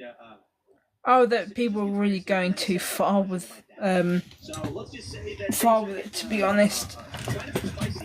But we got a couple people joining us. As I mentioned, Andrew Frank will be here in just a minute. I think actually he might have just pulled up. Oh, nice. Yeah, I've been having I've been making a lot of Chinese or Eastern Asian themed foods this week, so I have to use up stuff while I'm waiting for payday. As you do. There's a lot of ways you can interpret put her on ice permanently, and the way I interpreted it was he wants her to run DHS forever. Yeah, he says she should be in charge of ice forever. She should do a great job. Put her on ice forever, Yeah, he should have just said she should sleep with the fishes. And Jorge Ventura, reporter, Data Color News Foundation, and yeah, I've been on the ground in Minneapolis. Yeah, I've got 3 more days to go. At least I hope I have. So it's interesting to see that switch up and his I've got 4 days to go. Some protest souvenir from Minneapolis, a good old classic. Observer, don't shoot. 101 special edition. So See, from Minneapolis. This is propaganda. I'm saying he made it, man. That's right here. This is legit propaganda intended to create images. You like that, okay? I'm wondering how you got it. They want people. This is for real. This is from and then I want to give it. The reason why they put "don't shoot" on it is because they want someone who doesn't know anything about politics to believe that they are the victims. That's the point. But oh, jeez. Hey, who are you? You want to grab the mic, pull it in close. Hey guys, I'm attorney Andrew Branca from the Branca Show, and I don't know, this is my 4th or 5th time here with Tim, but you gotta get close. Otherwise, get close. All right. And my expertise is use of force law, defending yourself, your family, your property by either civilians or police. Yeah, I've been Sainsbury's. They do a big pack. They do a lot of packs of whole wheat noodles. I bought a pack of 3 when I last shopped with them, and it's kept me ticking for a good 3 or 4 days. And they're not the traditional packet ones either. They're freshly made and freeze dried and stuff, so they haven't got that weird toxin in them if you overeat them. The answer is yes. We've already seen the assassination of Charlie Kirk, the attempted assassination of Trump, several actually, and we've seen death threats across the board. I got shot at not personally, but my property got shot at.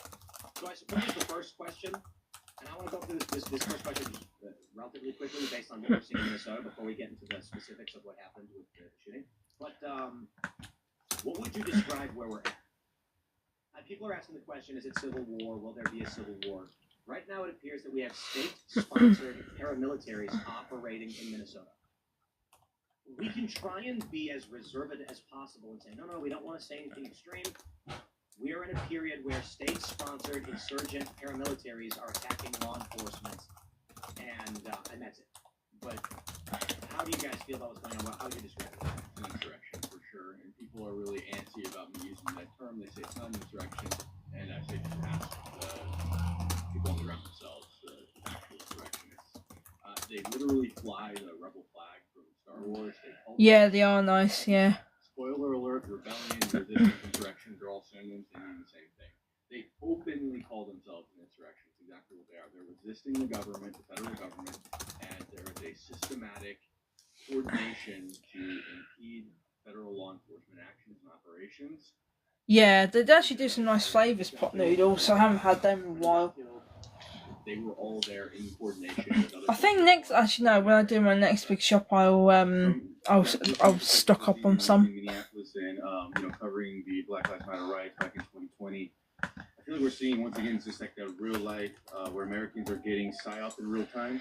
Yeah, actually, if you want a cheap recipe, Chinese themed recipe, noodles, frozen vegetables, and lettuce. If you haven't got or cabbage, and then you have medium curry powder and soy sauce. And they feel like So that's what I've been having the last few days. It's actually really nice. I literally just threw it all together. I was like, oh, this actually turned out really good. So I'm going to do it again. Yeah. Oh. With that fight, the way that world for some reason are being side up into.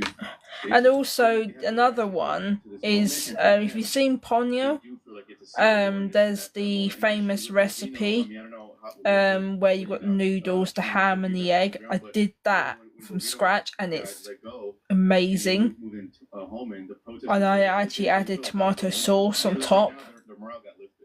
And I keep going back if I'm running out. I think, oh, I'm going to go for that because I've got this to use up. I think that's what it's called. Right now, only one side's really fighting. It's their side is the only one fighting. It's not quite a hot insurgency. They're engaged in stochastic terrorism, so they put violent language out into their brainwashed, I think, often mentally ill community. And of course, it's stochastic because you don't know exactly who's going to do what in terms of violence, but you know the violence is going to happen. It's just a randomized flow with a known endpoint. It's like if you throw a rock off a building. You don't know exactly the spot on the ground it's going to hit, but you know it's going to hit. I think it's active insurgency. Oh, okay. In rebellion, I would argue you've got members of government who are. I actually used noodles to replace spaghetti at one point, and it turned out really nice. So it was like spaghetti and noodles. Beef with noodles, and it was really nice. Well, we have the same kind of stuff happening up in Portland, Seattle, California. It's just not as hot as Minnesota. Right. So I would say Minneapolis is at a whole nother level with organization. I mean, I know Camos has a lot of experience in all these cities. I thought Portland was like the worst of the worst. I feel like Minneapolis is at a whole nother level because their locals, just everyday people, are in the fight. Where in Portland is more just the far left and the fringes. Where here, just so that you guys know, from next week, I will be doing the lives on YouTube, as in Goths Centrism lives. So if you want to watch it on YouTube, so you actually see me, see my face, you can go into YouTube and I'll send you the link. If not, what I'll be doing is because I'm trying to experiment with multi-streaming. So while I'm on YouTube, I will have the TikTok live on, but I will not be having it. I will not be having it on video because I don't. Because otherwise TikTok are just going to cut me off because it'll restrict my live. So I'm going to do it a voice thing only while I'm doing YouTube lives on Fridays. But I'm going to be then going back to normal TikTok over the weekend. But I'm waiting for YouTube to verify me. The issue is the level of warfare that we're experiencing in the modern age, right? This is a really good example, right? This vest. Peaceful observer. Yeah, they do. They'll put this on, punch a cop in the face, then put their hands up. Their filmers will turn the camera on only after they punch the cop in the face. Then, when the cop throws the peaceful observer to the ground, they'll say, "Look, he's wearing a shirt that says it will." Observer. Why was he? Yeah, it will. That's what they call themselves. So in the signal shot. Hello. People who do the patrols, stationary patrols, the dispatchers. They're called observers. They call themselves observers, but they're legal observers. Yeah, it's not a real thing. But their intent and express purpose is going and just getting in the way of agents, whether they're blocking them with their cars like Renee Good, or standing in front of their vehicles with their bodies, or whatever it might be. Like their stated purpose is to go and impede and stop them, right? And every act like that is a federal crime. That's a Class A misdemeanor. That's good for a year. I'll be doing it once a week. I was at the last Bovino press conference, and so if you want to come on to that, that's fine. But if not, you can come on the TikTok. Hi, Lisa. In any other city but Minneapolis, I mean, they just going into Minneapolis. They're selling Easter eggs already. It's not even February. Any type of uprising there, but even Bovino said that Minneapolis was a new challenge for federal agents involved. It wasn't painful for me, but it depends on the person. Some people I know have said they passed out, but with me, it didn't. I didn't do that. In fact, I didn't feel it going in, so it really depends. We do call 911. We're getting like no response from local authorities. We learned from the signal chats that you released that there's law enforcement in these groups. Right. How are they getting access to license plate databases? Right. I think that's an interesting one because I think that a lot of their license plate data is based on observations from them. So they create this database on Airtable. It's not even Valentine's Day. Know what car people are renting. They've got access to this. They prioritize Easter over Valentine's Day. I definitely think that it's possible that they have access to this, but I know that a lot of their database data is based on, like, I saw an agent in the front seat of this car with this license plate. Okay, they're getting smaller by the flipping year. It's ridiculous. And you're right, they do have the same network in other states. Like, I know there's a signal network in Seattle, even in Texas, there's signal networks. They're all over the place and they're coordinating. I guess the question is, does Trump have the chutzpah to actually stop these groups? Does Kash Patel? I'm going to go ahead and posit the answer is no. Because they've actually got wholemeal bread mix. Any real action. Hey, congratulations! Don Lemon got arrested for a misdemeanor charge for. I'm going for the multi-seat. Going to a church in violation of the Faith Act. And it's great that they finally got him. He got indicted by a grand jury. But what are we going to do about the fact that there is an active insurgency? I mean, this is sedition. It's seditious conspiracy. It was a couple of months after Biden got elected. The Capitol Police rampaged through the country, locking up J6ers, many of them getting solitary confinement for years. And we've got these known networks. They've been operating for years and nothing. Yep. We have actual like evidence of real coordination going on here. I mean, I could literally join a dispatch call right now. Brown bread. Wait, hold on. Sure. Yeah, put it on the. Let's listen to them. Let's do it. By the way, live listening to these people. You think they'll shut it down once they realize they're live streaming? We're live streaming what they're saying. Probably. Let's go. We could actually join. Sorry. If you really want to get proceed with it, we could be like, "Hey, welcome to the 10th Full Podcast." I just gotta pull it up. Well, let's just listen. Yeah. Let's see. Let's listen to what they're saying. Let's not say anything. They delete them every day, so I gotta read. Sorry. It's very disruptive. It's just getting published too. It's compromising. They're trolling people on the live stream. So did Don Lemon get charged under the KKK? Why is there no Tesco's own brown bread? Which, of course, as everybody knows, only included religious facilities as a, I want to avoid swearing, as an FU to conservatives, basically saying this law is specifically to protect abortion clinics. Nobody was bombing churches or blocking churches. No, I don't often laugh on here. This will shut you up.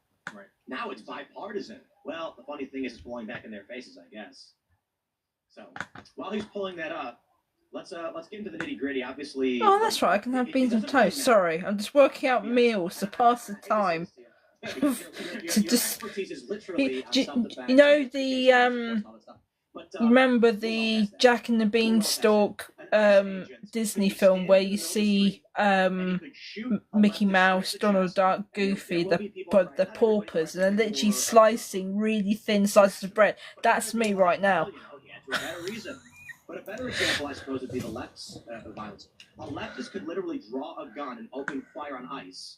And when they shoot back, the left will argue that the guy was acting in self-defense first. They'll make up a reason. Sure, of course. It's almost, it's like arguing with a woman. They always have a rationale for whatever it is they want to do. Well, it's largely a female-driven... It is. It is a matriarchal organization, fundamentally. The entire left is. But it's zealotry. They don't need a reason. They need a justification for. Oh, are you near end of pay period? I get paid at the beginning of the month. You know, I was just at the video. That's why I'm being sparing. And because of him, we're gonna do like whatever it takes, keep impeding operations. Even like yesterday, today, I'm still getting reports of folks are still impeding operations. You know, Trump's gonna have to send in like some type of security team, but. They now have the border, and I just think they're going to double down. And once again, morale has been lifted. Why isn't that? I'm gonna say. I'm working on it. All right, libertarians, hear me. No, it's right. Libertarians are really showing their true colors. Yellow, because you guys say something for them. Because there's no exercise of authority that they allow ever. So let's break this down. a guy coordinates illegally to commit felony. Oh, I found another recipe you guys could try. Beef bits or lamb, hazelnuts, and you mix it with rice, and it turns into a stew. Previously, then you have criminal damage to federal property when he attacked the vehicle. You have felony assault on an officer. I'm near the I get paid at the beginning of the month, so that's why I'm being very sparing. I'm literally just I'm counting my pennies, I'm counting my cupboard. Those are all crimes or felonies. You do not have. No. I'm going to ask you. Do you have a legal right to bring a firearm with you for a crime you have conspired to commit? I listen to both. At the moment I've got Timpo on, but I listen to My 2C, I listen to Lotus Eaters, GB News, on the occasion BBC News if it's talking sense. The majority of the time it's not. I listen to the Telegraph because they do podcasts now. Also keep an eye on the Express. What else? I don't know if this is also within your area of expertise, but I think it's yeah, I listen to a mix of things. I listen to European news as well, podcasters. So I've got Romania. It's always conspiracy to commit some other crime. I listen to that is in and of itself an independent. Megatron. He's European, but he lives in the UK. You're holding a sign, you're shouting, that would be legitimate. Oh, you reached level 10, Asta. Now you're committing felony crimes. Those are different things. Right. The left likes to conflate all this stuff. Right, but the libertarians are doing it too. Yeah. They're arguing Freddie was just protesting, and he's protected, and therefore the federal government murdered him. Oh. This is the thing about libertarians. I'll give a shout out. Miss the UK if everything's tasty. It depends on where you go. The moment any real conflict arises. Thanks. You have quite literally a circumstance where murderers, rapists, and criminals have been let into our country, and Trump wants to get rid of them. Illegal immigrants are here criminally and also need to be. I listen to Australian news as well. I listen to Sydney Watson. What, 100 years? So these are lawful. I don't know. I haven't checked. Law enforcement that were appointed by a duly elected. No. Nothing about it is fascistic. There's when we tried to get stuff sorted, his mum's health went weird. So, but it's like I noticed like trying to get onto the local housing is just. Federal law enforcement, which is a felony. I found out after the fact that a lot of people in local housing, social housing, are actually illegal migrants. They're actually taken up a lot, and statistics have actually said that there is more people of non-English descent, regardless of what the colour they are, in social housing than there is native English, including black English people. Right, but if you move to a bad neighborhood, you have that nice car, you know what's going to happen to it. Same with libertarianism. It doesn't function in the real world. It doesn't function in a world where there's conflict and violence and threats. Where you need order. Oh, that's good. Yeah, it depends on the situation, the area. I think London's the worst for it, to be honest. Yeah. The boys we're talking about. It's a small community, a bunch of houses get broken into, and then this libertarian guy defends himself in his home, but the burglar gets away. So the community comes together and says. Yeah, I mean, we were trying because my partner, he's got seizures. We were trying to use that. But his mum's health went downhill for a little while and we couldn't complete the thing. So you have to literally start again, if at all. As soon as he does, we're all screaming fascist, murderer, you're evil, they're throwing eggs at him. And it's like, the libertarians are super angry because I said, I am the boot. They got mad, and they're doing something that's retarded, okay? They're making these flags where it shows a snake with a MAGA hat on and a ball gag saying, tread on me, daddy. But that doesn't quite make sense because MAGA... Yeah, I know. We'll try again next month. If you want to make the flag a guy sitting on the couch watching... This is what we had to put... we had to do stomps on other people, you could do that, but MAGA's not being tread upon. So they have this nonsensical argument So my point is, I voted for ICE and CBP to go and do exactly what it is they're doing. A bit of it's heavy-handed. I can be critical of that. Lean That's fine. dice. But Oh, it's these chunks. people are Oh, working at my it's fine. behest. I'm not being trampled. No ICE agent has come to me and taken my guns from me or kicked my door in. I am not being infringed in any way. In fact, the only people Oh, that's who are good. right That's now good to are know. leftist extremists who lost an election and criminal illegal aliens.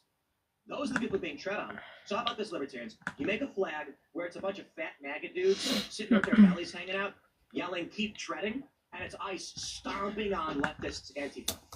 That's the flag you should make, and then you can question whether or not which side you're on or whatever. I don't think Trump's been nearly heavy-handed enough. No, I agree. No, I mean, he's had more than sufficient grounds to invoke the Insurrection Act for months. But he's Buchanan. My live is actually being restricted for hate speech because it's Tim Paul. Right when he got in office. Even though he's not ultra right or anything, he's centrist like me. He's supposed to be. He got permission after the fact. 2 years later. So he just did it. Do you think, though, Tim, You watching? Trump What doesn't is want it? to invoke the Insurrection Act because he's worried that if he does the optics... So what's happened? The video, the podcast. So worried about leaving J.D. Vance saying that he's... That's a whole many... The podcast is about Don Lemon from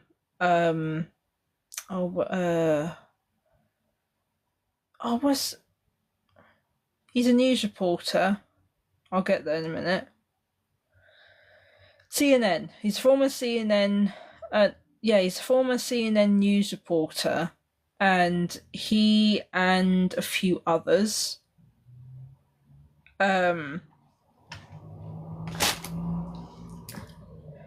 He and some protesters went into a church to protest against anti-ICE, anti-illegal, anti-legal migration counter-protest, and they went into the church without permission to do this protest because you're allowed to protest outside of a church, but you can't go in and protest inside the church. So basically he's been arrested for trespassing, in other words. I mean, there are some Christians who said, well, Jesus protested. Don Lemon from CNN. I think he's left them, but I think he's always with them. I can't remember. Yeah, he's been arrested. Daft all makes sense.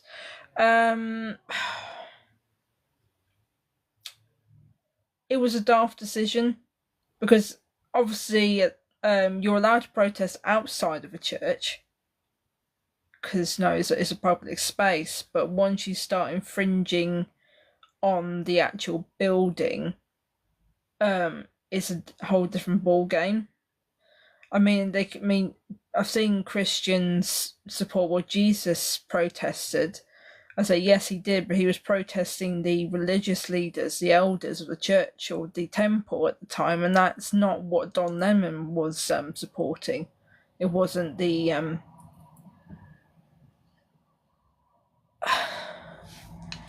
the situation with ICE is it's more complicated than the media making it out to be.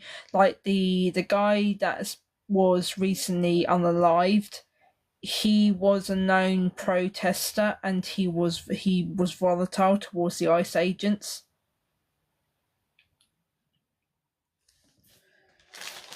So because they're not like police officers, they are agents and they are military ranking agents. So they are literally of the rank where they will shoot and ask questions later. But then you could say the same for the leftists.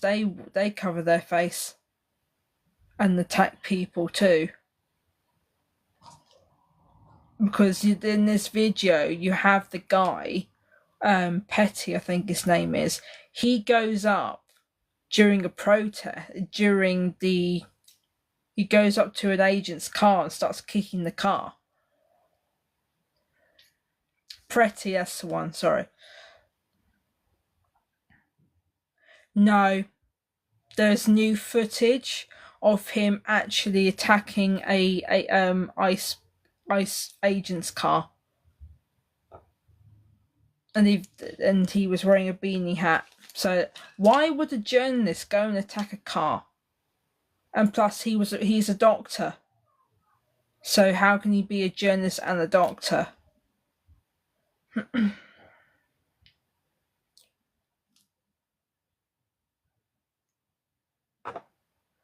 I'm not talking about why he was shot. I'm talking about he's been at other protests and has actually gone against. Yes, that's what I'm talking about.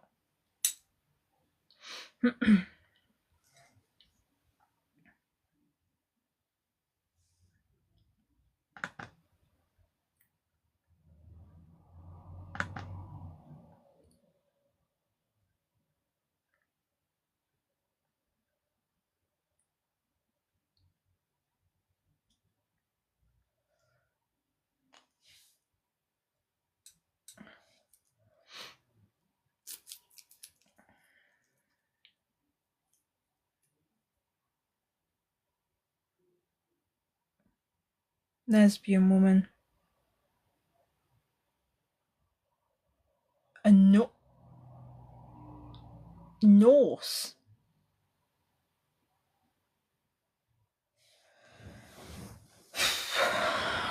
Sorry, Greg, did you want to come up?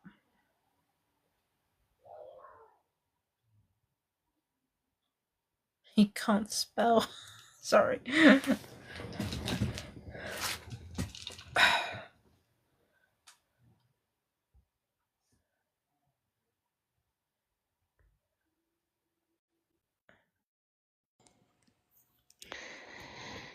Hi, Chris, you're right. Hey, so Preddy wasn't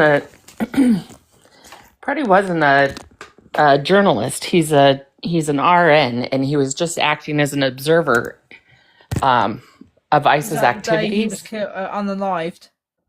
What? Was that the day he was unalived? Correct. Right. He was just there acting as an observer. It doesn't appear that he did anything wrong when they shot and killed him. The video that you saw of him kicking in the taillight, that happened 11 days prior to the event where he was unalived. And yeah, it's a great tragedy. I think what's happening here in our country is tragic. And it's in violation of our civil rights and our constitutional rights as American citizens. And we're at a very important inflection time, and most of America does not agree with what's happening in our country.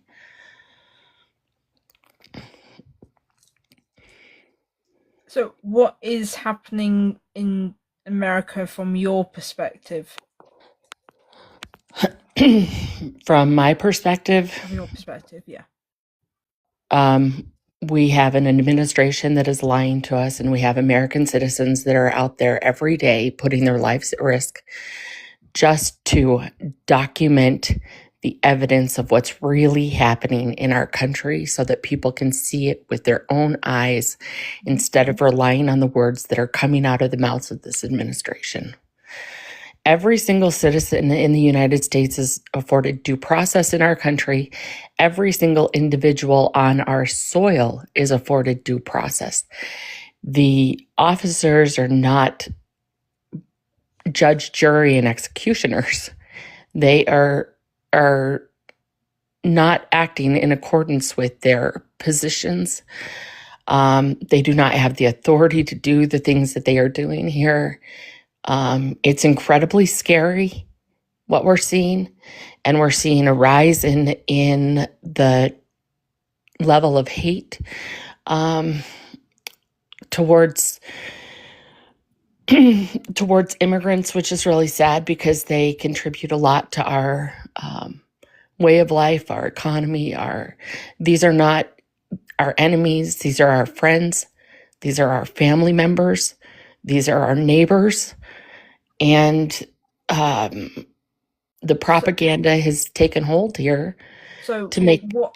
Sorry. So what is your opinion on, let's say, if an illegal migrant, which is what immigrant means, it means illegal migrant, if they have been found to have had criminal records and which have Sure. gone undocumented because they, I mean, thing with legal migration is that they come in without documentation, therefore you don't know their history, you don't know other than with the country that they originated from. If they've got a criminal record, how do you think should be dealt with? How should they be dealt with? I think most people would agree that if there is a criminal history with an individual, that they should have proper punitive actions taken against them. However, the only way to determine that is to provide them with due process, which means, they get their day in court, and there is a process established here in the United States.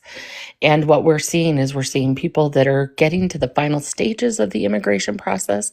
They're about to be granted their citizenship, and they're being pulled out of line, and not with any reason. We're seeing people that are, it is anti-American to do some of the things that we're seeing take place. These are not American values. And I don't know where the mindset has been lost along the way. I don't know if it's that people are not feeling heard, so they're pushing more to the extremes and the outward edges. But really what needs to be taking place in this country is that we need to be coming together, and we need to be having the difficult conversations with each other. And we need to start listening to each other and hearing, and not listening with the intent to respond, but listening with the intent to understand where people are coming from and working towards real solutions. We've got two the branches of government are not acting in accordance as they should be. They're not holding each other accountable. We're operating with the president rolling out with executive orders when it should be the Congress that's making laws, and the judiciary committee, the judicial system that is holding them, these things to account and determining how those laws are interpreted. And we've just kind of gone to the extreme, and everyone's just trying to figure it all out in the moment. But this is not how things are supposed to be run. They're not how they've been traditionally run. And it's incredibly sad what is happening here. I definitely agree that there is a rise in extremism on both sides. The rise of the extreme left and the extreme right. And seeing both of them arise is quite frightening. And that is itself what is causing the political divide, because both sides of those spectrums are not allowing for open conversations like this.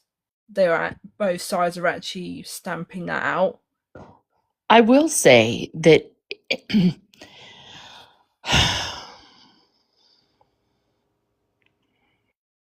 in some respects, the both sides argument really bothers me, because I do think that there is one side, that there is, yes, there are lies that happen from both sides, but I think there is definitely one side that is doing the bulk of the lying. The other one may be misconstruing the truth here and there, or trying to figure it out as they go, because there's a lot of misinformation too that we're having to weed through, and we're having to weed through all the bots that are on social media and try to find out what's actually going on. But there is one side that is actively pushing lies and flooding the zone with those lies. You know, when Alex Preddy was murdered and the administration came out within a couple of hours and said, here's what happened. And then all of the video evidence started coming forward that refuted what was said by the administration. They did that counting on the fact that people will not go in search of the truth, that they will just believe what they hear and think, oh, that's what happened. I guess it was justified. And then there are people that are actively trying to figure out what happened. And do I trust my eyes or do I trust what's being said and what I'm hearing? And, you know, it's also tricky because you've got AI generated videos too, that you really have to be vigilant in watching and identifying and knowing and having that social media literacy and so that you can identify what the propaganda is versus what the reality is. So And that is very hard. Yeah. So what do you think about what is your thoughts on the release of the weapon that Pretty was said to have used? Yeah, he didn't use it. He never reached for it. He never touched it. It was in his back. It was in the back part of his jeans or pants, and the police officers removed they're not even police officers. The border patrol removed it from his pants prior to executing him. He never touched the gun. He was legally permitted to carry it. Legally permitted to carry it. And it's concerning too that even the administration is now saying that, you know, that they pushed the propaganda about that in the first place and tried to make it seem nefarious, or try to pretend like this doesn't, like, people on the right don't carry arms. They do. I can go to the movie theater and see a gun in somebody's back pocket. I can, if they have a legal right to carry it, they have a legal right to carry it. That is a Second Amendment right according to the Constitution. And that right applies to everybody, not just to Republicans. And that's concerning, even that they have, the way that they communicated that out. And that's why the gun rights activists are also pushing in his favor to say you cannot just identify people as terrorists, or that they're going there with the intent to, when that would require the operation of somebody's mind. You don't have the operation of his mind to know what he's thinking when he takes that with him that day. It may be that he carries that with him everywhere he goes, and he has the right to do that. It doesn't mean he's going out there with any intent to ever use it. And I don't believe he had the intent to use it, because he never reached for it. And even in the video where he kicks at the car, he never reached for that weapon. Right. Okay. Thank you for your insight. Yeah. I'm very concerned about what's happening right now. And I just think that I wish that people would tamp down the anger.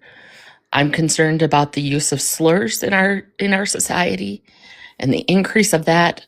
I'm incredibly concerned about the dehumanization of people and the dehumanizing language that I hear directed at people, whether those are immigrants, women, the LGBT community, because that dehumanization of people in history always leads to the same place. Always leads to the same place. And we need to be more vigilant about being intolerant of the intolerable.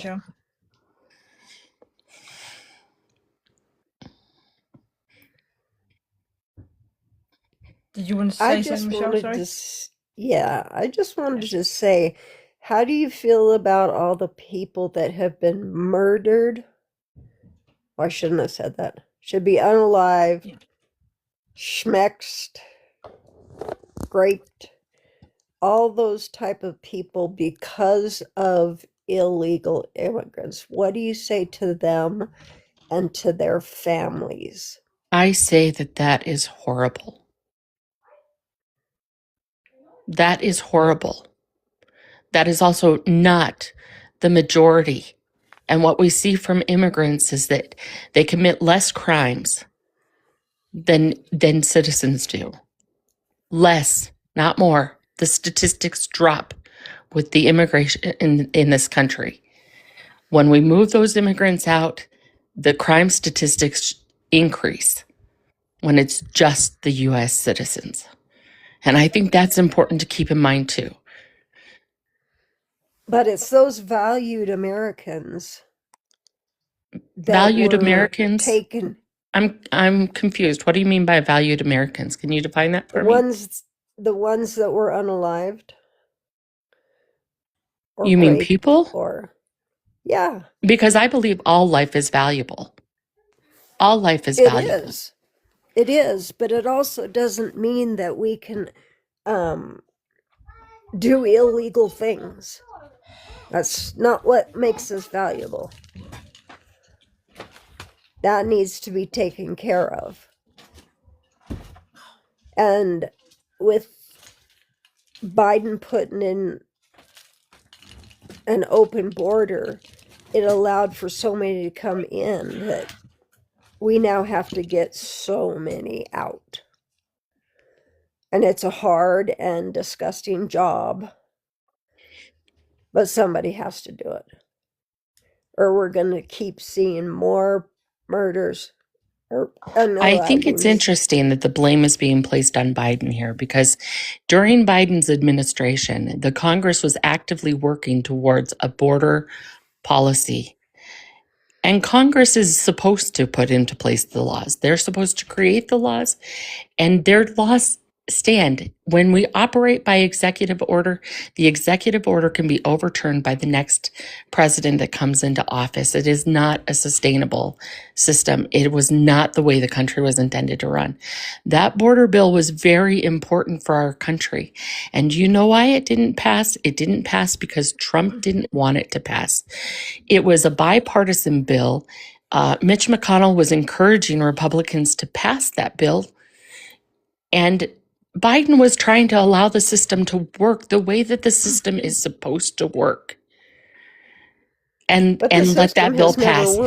But Trump pushed for the Republicans not to pass that bill because he wanted to run on immigration. He thought he could win on immigration, and he didn't want that bill to prevent that from taking place. He told them to vote against the bill, and that's why the bill failed.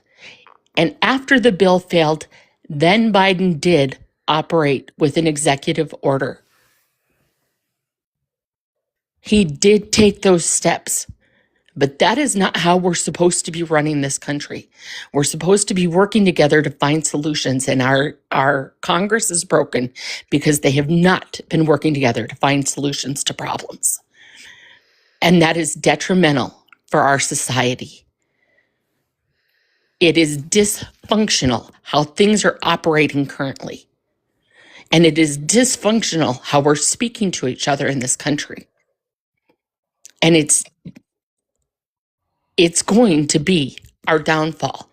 United we stand, divided we fall, and we need to start coming together to fix these things. We're not saying that there's not problems. There are problems that need to be fixed.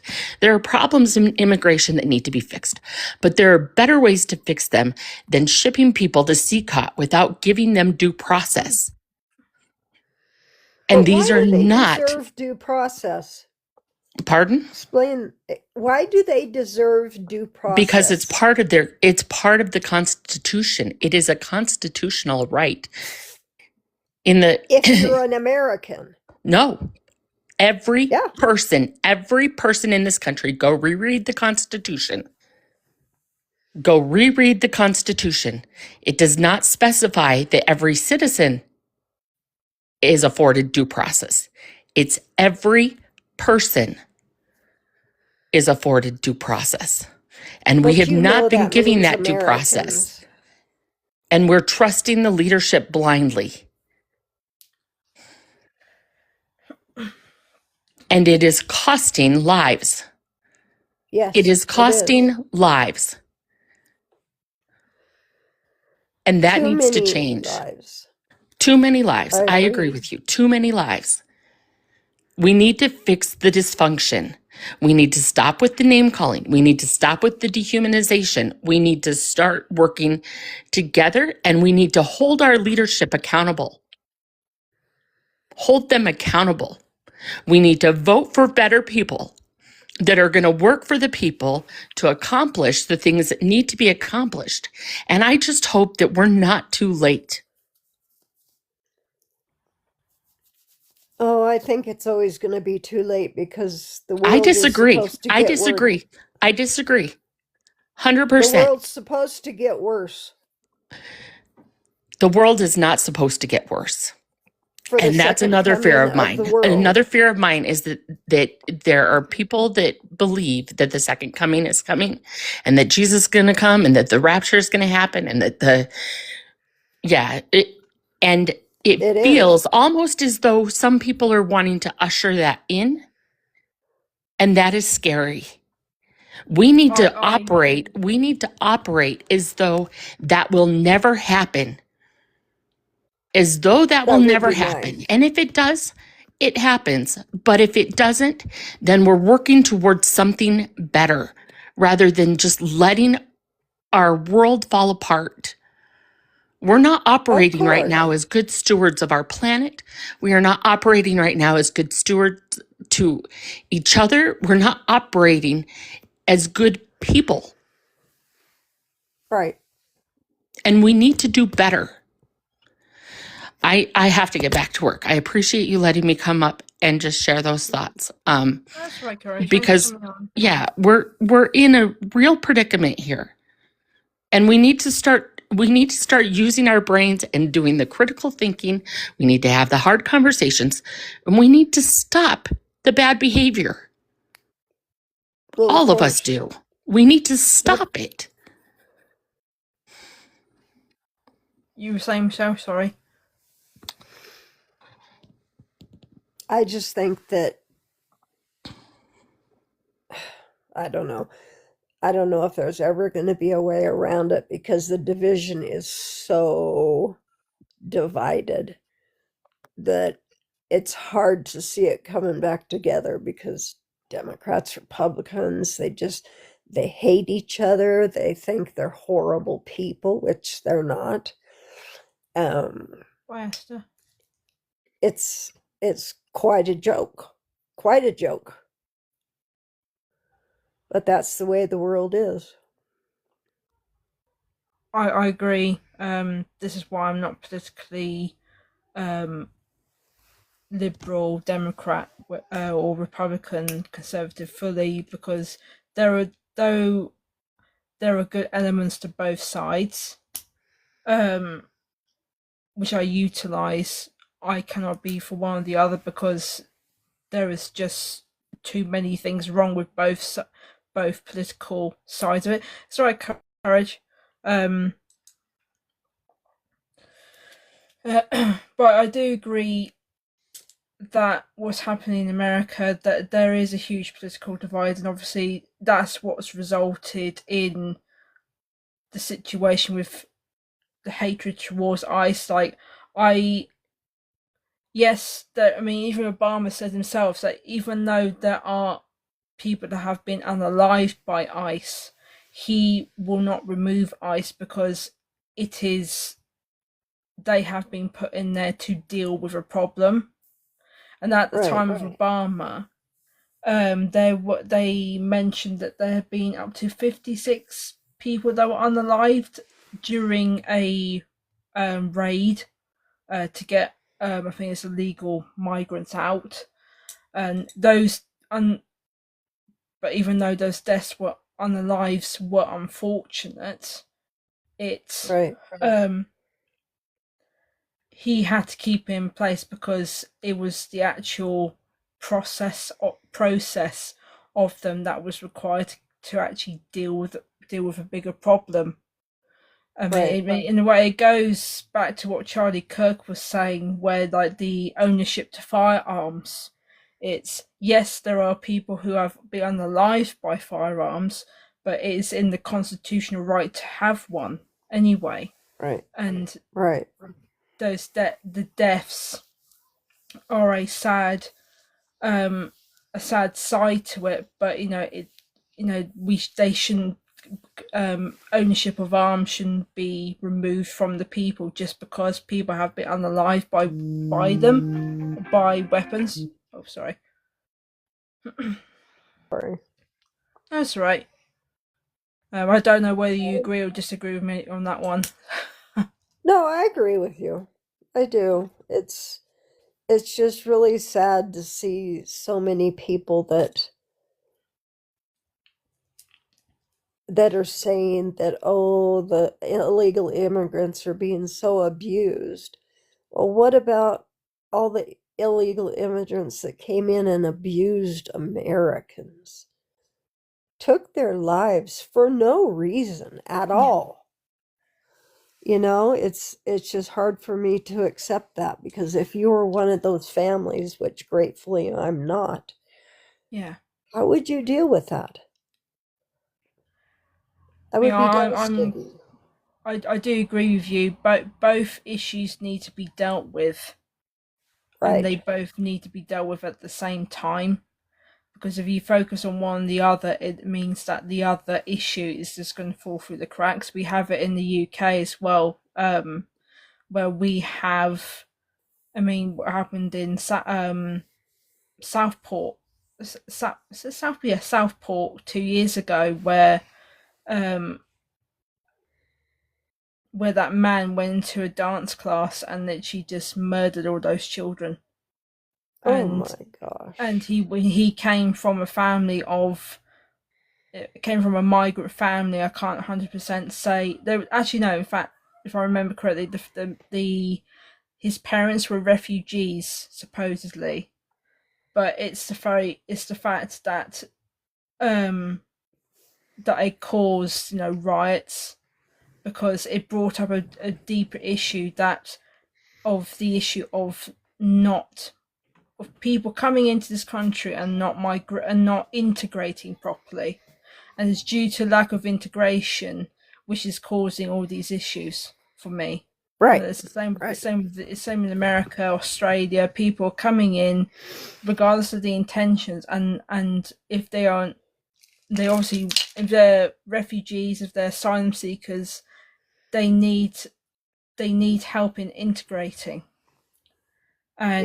And then you've got those who come in pretending to be refugees, asylum seekers, economical migrants, and they've got an extensive criminal record that they're running away from, and then they think they can just get away with the stuff they do back home, and they can't. And they are not trying to they're not trying to stop their own behaviour. So for me, it's more lack of integration that's caused all of this. Yeah, and they don't know how to integrate. No. Because they just come in and we give them a free pass. And I guess any person, if they thought they were going to get a free pass and free hotel room and free house and free car and everything, most people would probably do it. Yeah. And so that's why they do it. They know they can because Biden opened it up. In the UK, I know it's going to be between you and Cara, it's going to be a hard subject to talk about, but in the UK, what Michelle is saying is happening over there is actually happening over here in the UK. Really? So I'm not 100% versed of what's happening in America. It might be less black and white, but over here it is literally black and white, and it is causing a real problem over here. So you're having it over there too. Yeah, but unlike over in the US, in the UK, the government have now put in place a new because we have prevent courses which help us, determine what is extremism or radicalization, and they've actually included cultural nationalism as a part of radicalization now. So the likes of me, who's wanted to openly talk about these issues, and because I'm a TA as well, I have to declare myself a cultural nationalist, and really, I literally have to go through the training and then realize that who they're talking about is me. And I was like, I'm not a extremist. I'm not there to radicalize people. I just want honest conversations with people, and the majority of the English people do. But we're being called extremists now, and we're now in the same milk as an Islamic extremist, and it's just not right. That is so wrong.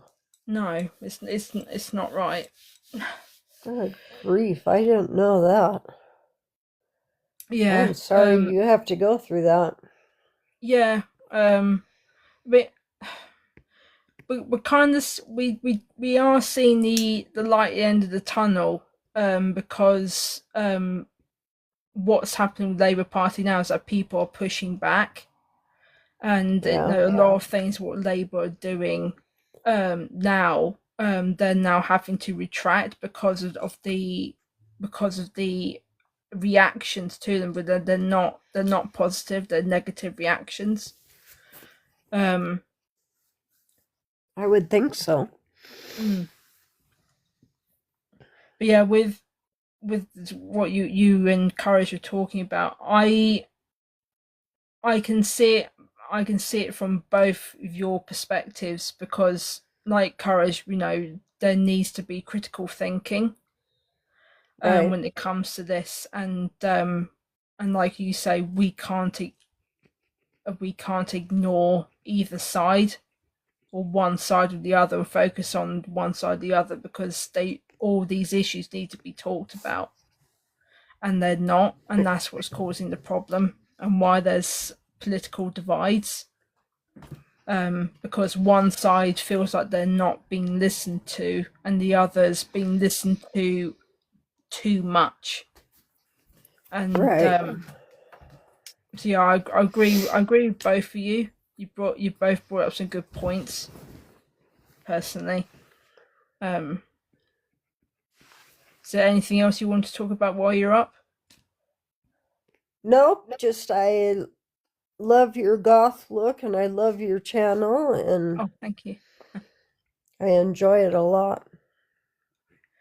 You've come into my Q&As before, haven't you? You popped in. Yeah. I remember. Yeah. Yeah. Thank you for coming up. Thanks. Thank you. Appreciate it. That's right. I'll speak to you later. Okay. Bye.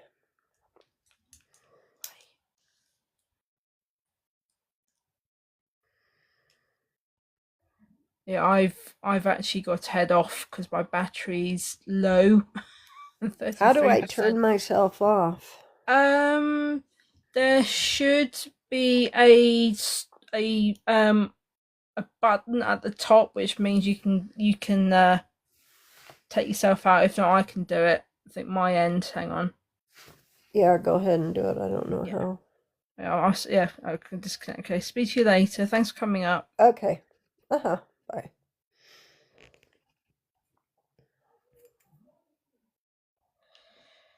Yeah, I'm heading off because I'm 33% battery. So thanks for everyone that came on. I appreciate both your perspectives. It's made me think a little bit. So yeah, I'll be back on tomorrow, same time, between 4 and 7. It'll be religious Q&A, so if you guys want to come back for that, it's fine. But if not, I'll be back doing this live next Friday, and it'll be through YouTube and TikTok, hopefully, if Google verify me. So yes, I'll see you guys later.